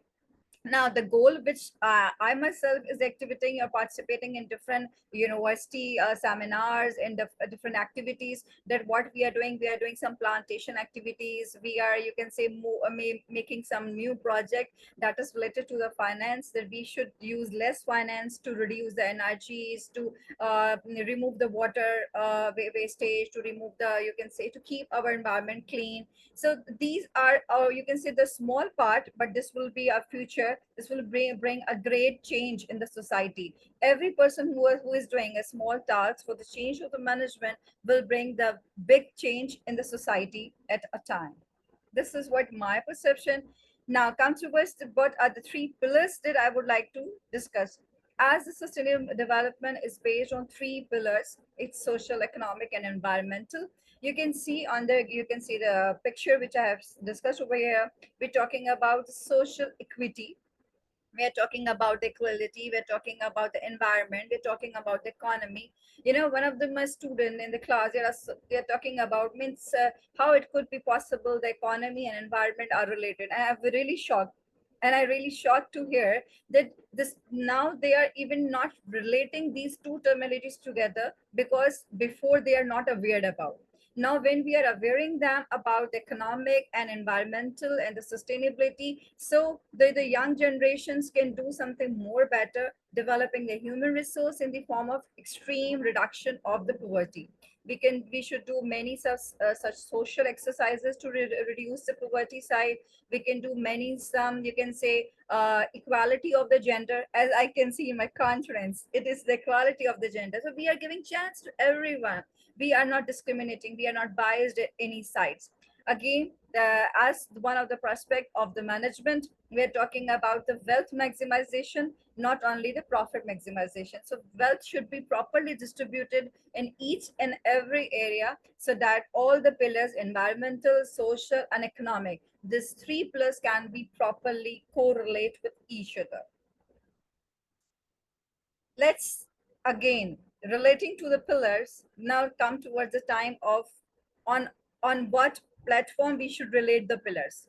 The pillars should be related on us. The pillars should be related on our planet. Then we can talk about the wealth. Then we can talk about the profit. Okay, so like this is one of the, you can see the talking, which is a very comprehensive you can say picture, in which they are already showing that these three are very highly connected to each other for the role of protecting and maximizing the benefits of 3Ps, which is one of the major green plan for the taking care of the people. This is also discussed when we have attended a COP conference in the Dubai. So the people are talking about majorly the 3 points. After the, you can say the concept, they're talking about people, who are the main aspect, who are the, where we are living, the planet. And now we can do something for our planet to make it a green and to make it sustainable, to make it a longer. Because if we are not working, after a few years, we will be no more if we are not working on the sustainability. Now let's talk about integrating, how we can integrate the sustainability in the business. How do we, you can say, integrate our sustainability into business strategies? So this is again, before we are using the traditional business model, which only, you can say, focusing on short-term gains, on immediate profit. But now, yeah, that traditional business model is changed. We are now talking about the sustainability of the management that requires a shift in perspective on the balanced economic success. So the sustainable management is basically, if I talk about only the management, that is the planning, organizing, the leading, controlling, and the assurance of any task. But that planning, that organizing should be sustainable, again, to get the predefined well-being planet and long-term success of our planet. Companies that prioritize sustainability practice tend to be more resilient, adaptable, and innovative. Yes, innovation is very much necessary nowadays, because as we are talking about the technology, AI, we are discussing the chat GTPs. This is a, you can say, the drastic change in our society. The people are basically using these technologies to upgrade themselves and to, you can say, connected themselves to be more sustainable. And we even, for by this reason, we will be less competitor of each other, because we are connected. Once, you can say, all the competitors have one team, definitely there will be a maximum wealth, maximum growth of any organization or any country. Okay, now take this another thing which I would like to highlight over here, that is the leadership in driving sustainability. I just use few words that is really inspiring me right now in these slides. That is one of the thing, that is a leader, we must champion sustainable practice within an organization. Definitely. We are talking about the agendas, we are talking about the sustainability goals, but we should talk about the who gonna lead this. We should lead by our governments, by our states, and even by the individual also. So this involves a clear setting to achievable goals by reducing different carbon footprints, which is the major, you can say, impact on the human life, on the individual. Ethical supply chains promoting diversity in different areas. We are talking about green financing, inclusive financing, because all this finance is a major role, is a major economics perspective. We cannot ignore this. For the CSR, for the corporate social responsibilities, for the benefiting the communities, benefiting the organization, benefiting different countries. So we must cultivate a culture of sustainability within our organization, encouraging employees at all levels to think creative, any way of thinking of creativity about how they can contribute to our sustainability objectives and to make it more valuable, and again to make it for a long-term perspective. We should not take any such task which is for the short-term growth. So we don't need any short-term growth. We should talk about such you can say platforms in which we all should combine together. We can work together for these achievable goals. So some challenges I would like to share over here. Some challenges in which the path of the sustainable management is fraught for the challenges. It is also rich for the opportunities. The challenges are related to the systematic changes. It is related to the organizational practices, removing the traditional practices. The transition of sustainable management opens great doors for the development of new production side, new models, new business models. Before we have this, you can say, old methodology of business model that is not inspiring everyone. We were just working on, you can say, a keep of books and writing and noting down all the books of accounts. But now we are doing everything connected through the online.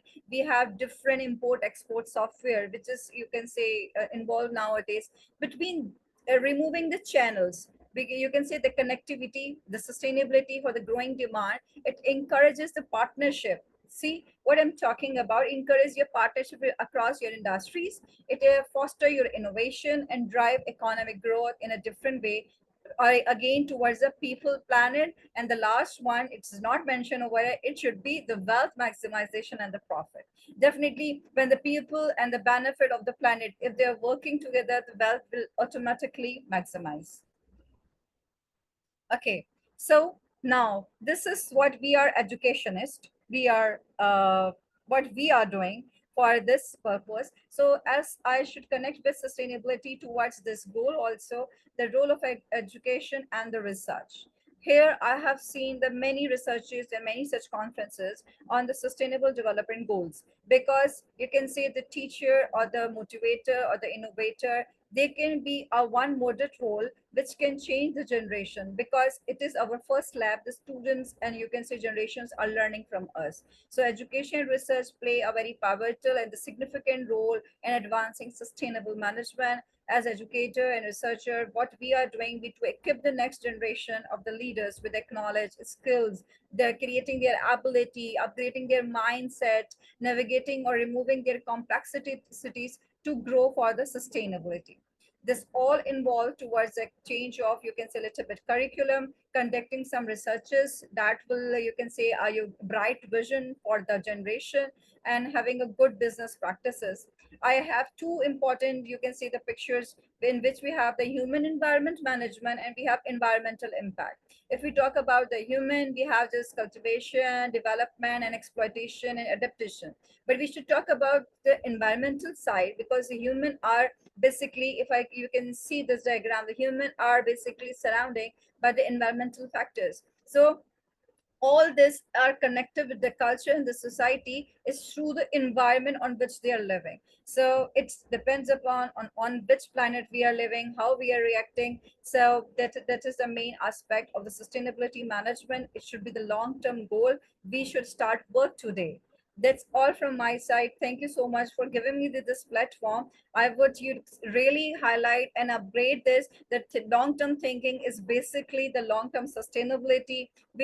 I urge really to all of you today to take this message to my heart, to champion sustainability in your organization, to lead with example. Together we can achieve our goal. Thank you from my side. Thank you. Thank you, ma'am. And really wonderful. And you spoke as entered in the introduction, I was told that you are such a good speaker, and definitely you are. Thank you so much. Thank you so much.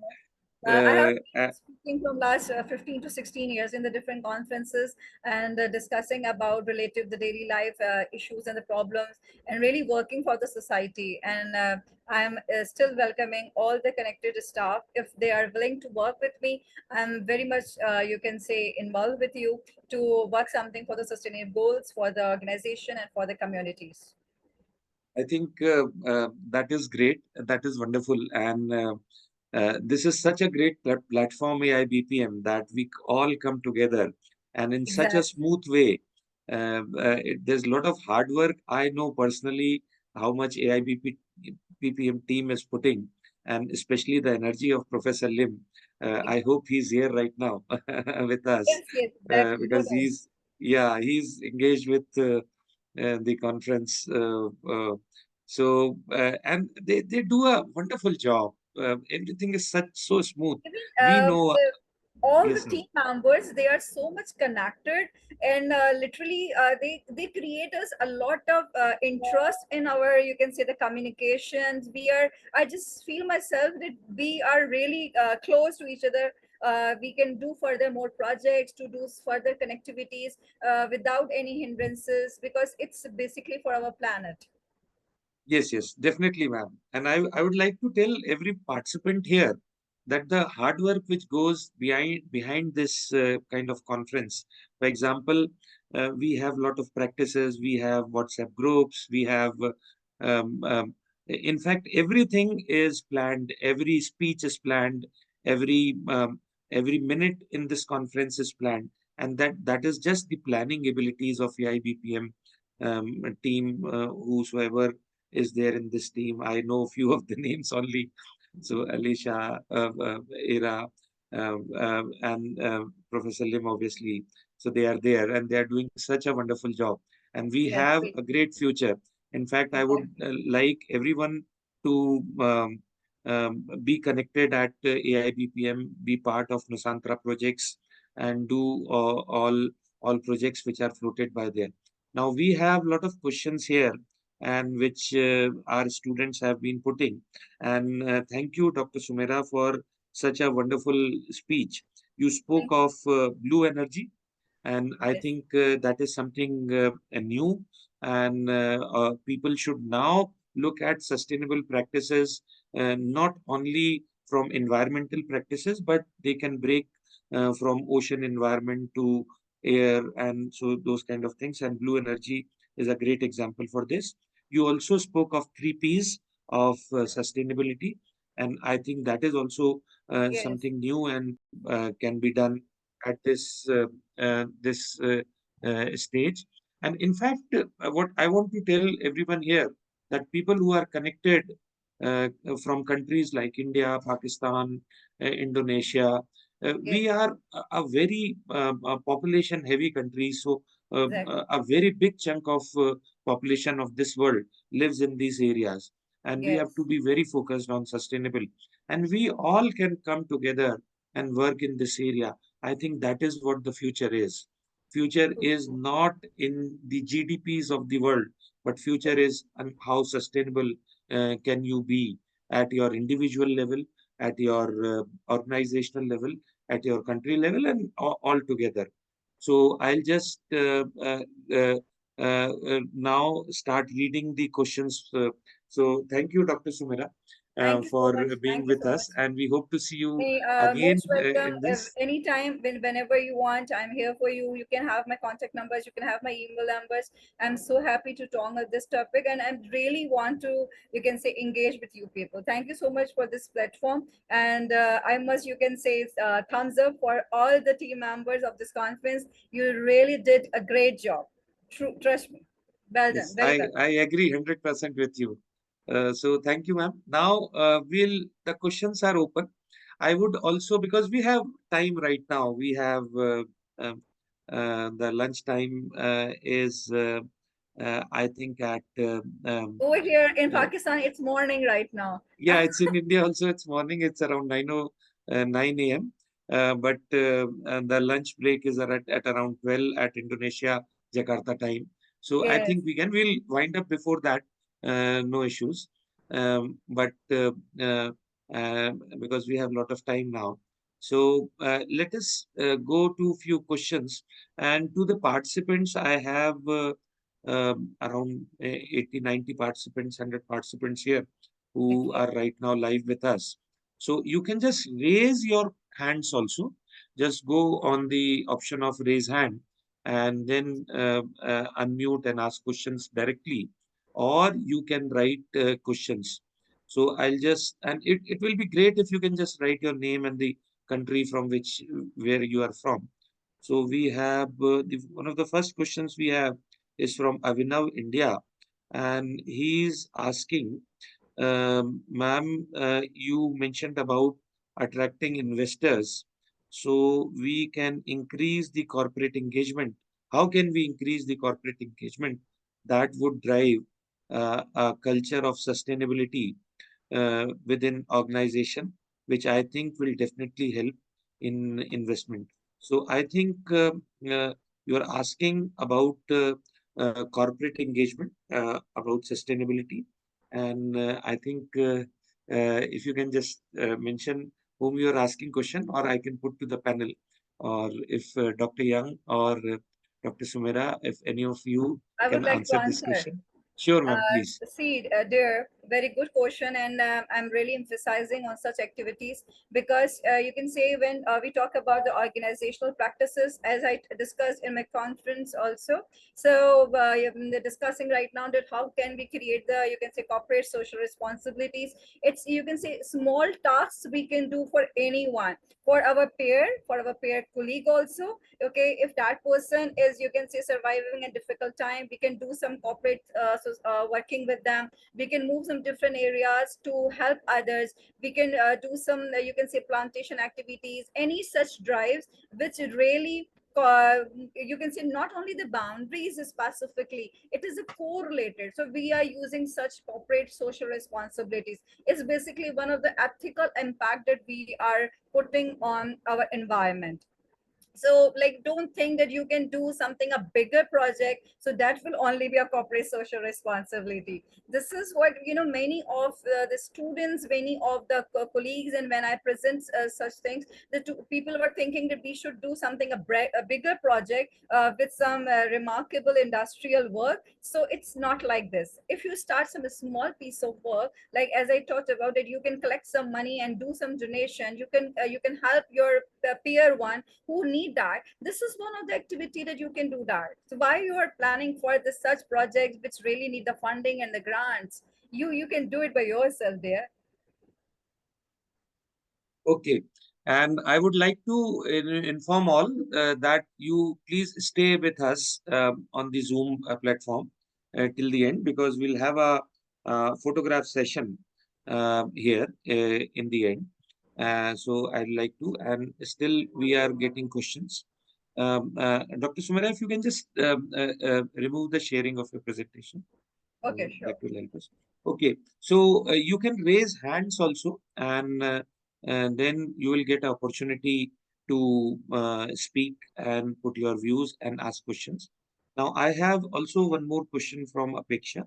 She is from India, and she is asking, how can Indonesia's resilience to natural disaster be leveraged into strengthening the implementation of its sustainable goals, particularly in terms of promoting green infrastructure and ecosystem based on adoption measures? I think you, Aveksha, you have done quite a good research when it comes to, yes, Indonesia has been very resilient in facing its natural disasters. So I think I can put this to panel. Dr. Yang, or can you take this question, please? Sure. Thank you for the questions. So basically, I do agree Indonesia is really expert, and they do quite successful in all the disasters managements. And I believe the countries can integrate the lesson that they have learned on all these disasters managements prioritize on developing the infrastructure that is not only helping in terms of mitigating the natural issues, but also try to contribute to the environmental sustainability. For example, they do have some flood resistance green space.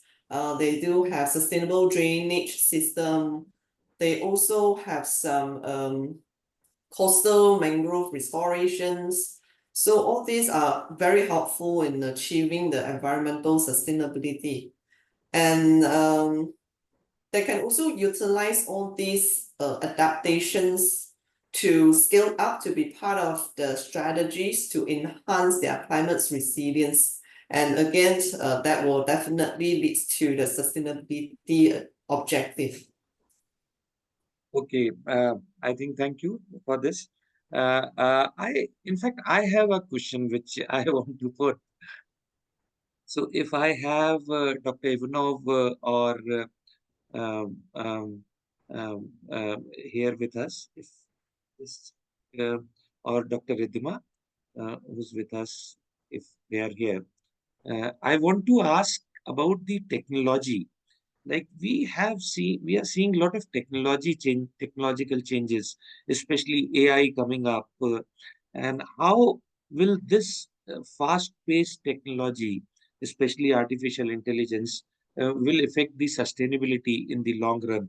So, if will it help us, or will there be challenges or different kind of challenges with artificial intelligence on sustainable business and sustainability?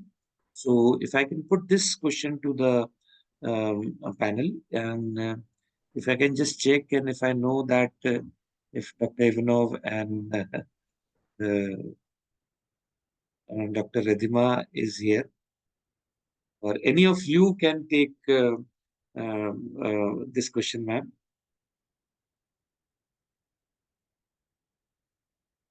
In fact, I have one more question for Dr. Sumera. This is that you have been talking about sustainable management as a broad perspective, In practical context, such as education, implementation of sustainable management is difficult. So how to do that, and how to measure success of sustainable development practices in education. So you can take these two questions, Dr. Sumera, if you have, So very, about technology and you can say very touchy topic that I really want to talk about, because as being the educationist, we are basically focusing on sustainability for the longer term, and definitely we are connected towards the education. So one of the, you can say, the best example for you people can take that we as you can say teachers, we are talking about sustainability. We are teaching our students such great topics and involving them to work for the future work. Again, I would like to, you can say, emphasize the education is one of the major content of the sustainability. So keep educating yourself, keep learning, keep getting good, you can say, the knowledge, and then transfer it to the another one, so that your good knowledge and your good words will be one of the aspect. And this is the thing that you are talking about. How can we measure? See, the knowledge and education is measurable only by your rewards and only by your success. If you are creating a great impact on the society at a minor side, so it will be a great reward for you. It can be measurable if you want to, you can say, sort of some questionnaires, some feedbacks of different people, or some you can say achievement, that how that once you are getting education, how many of the students they are upgrading in the future. So you can say I just want to highlight the education is you can say one of the aspect which is continuous, sustainable for the longer term, from generation to generation. As we are one of the reason of sustainability, we get the education from our teachers. So that knowledge we are transferring, again with some improvement, with some changes related to the technology, related to the environment. And then again, when there is a time for the future generation, definitely there are more advancements, more you can say more new techniques than the AI, and you people can take it longer way. Okay, I think thank you, ma'am. And I know you are pressed with time.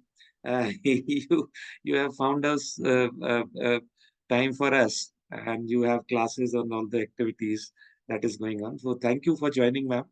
And I think now this brings us to the end of a very informative session of keynote speakers. And in the end, if I can ask Dr. Yang to kindly give closing remarks, and if anything, if you want to add, Dr. Yang. Okay, thank you, Doctor.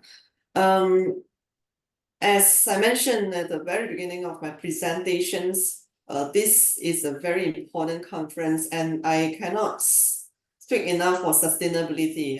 There is the goal that every one of us should trying hard to achieve, especially when we have the SDG 2030.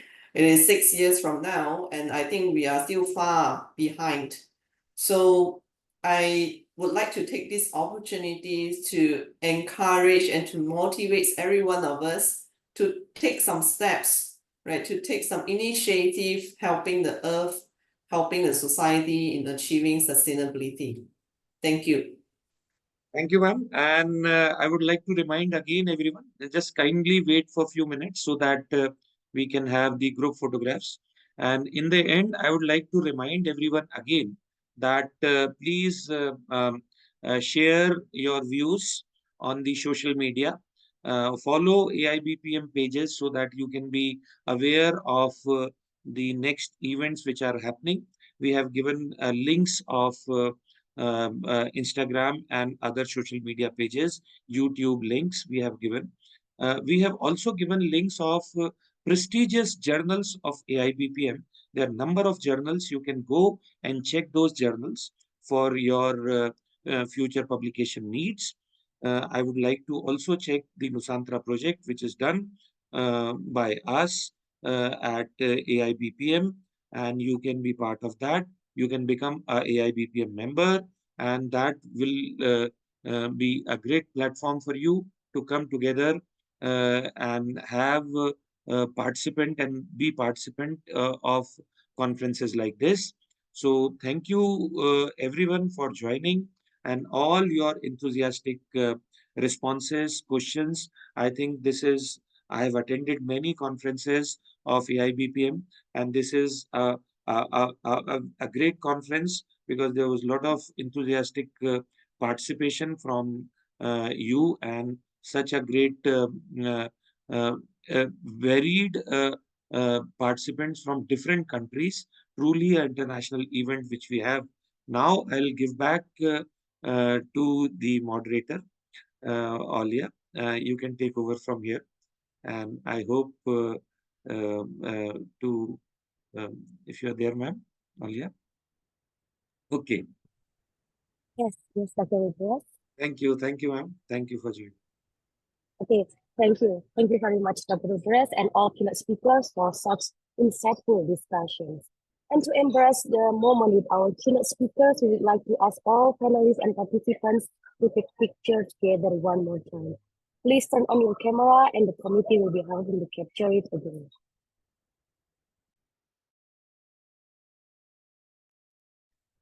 Okay, please to all participants, please turn on your camera so I can take the picture of us.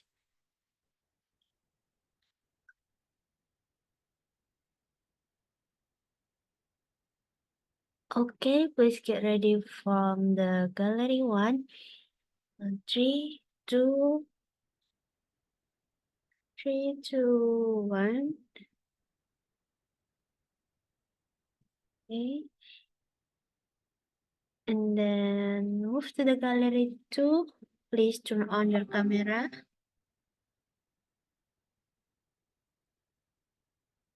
Okay, get ready in 3, 2, 1.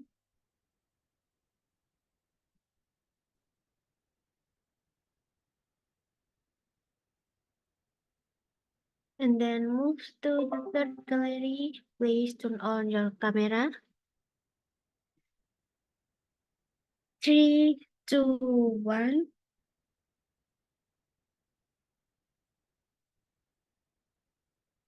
And then the last lady, please turn on your camera. Okay, 3, 2, 1.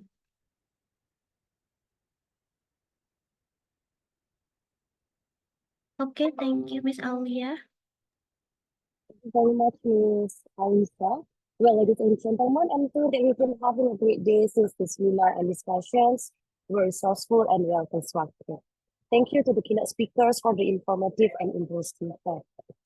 In a moment, we'll run on the next agenda of the parallel sessions. This session will start at 11:30 a.m. Jakarta time. Once again, I'd like to remind all presenters to format the Zoom link based on the presentation role and room. All presenters can go to certain Zoom room based on the presentation schedule. You can join the room by clicking the join button and you will automatically join the presentation room. And after the presentations, all presenters are urged to return to the main room for the closing remarks.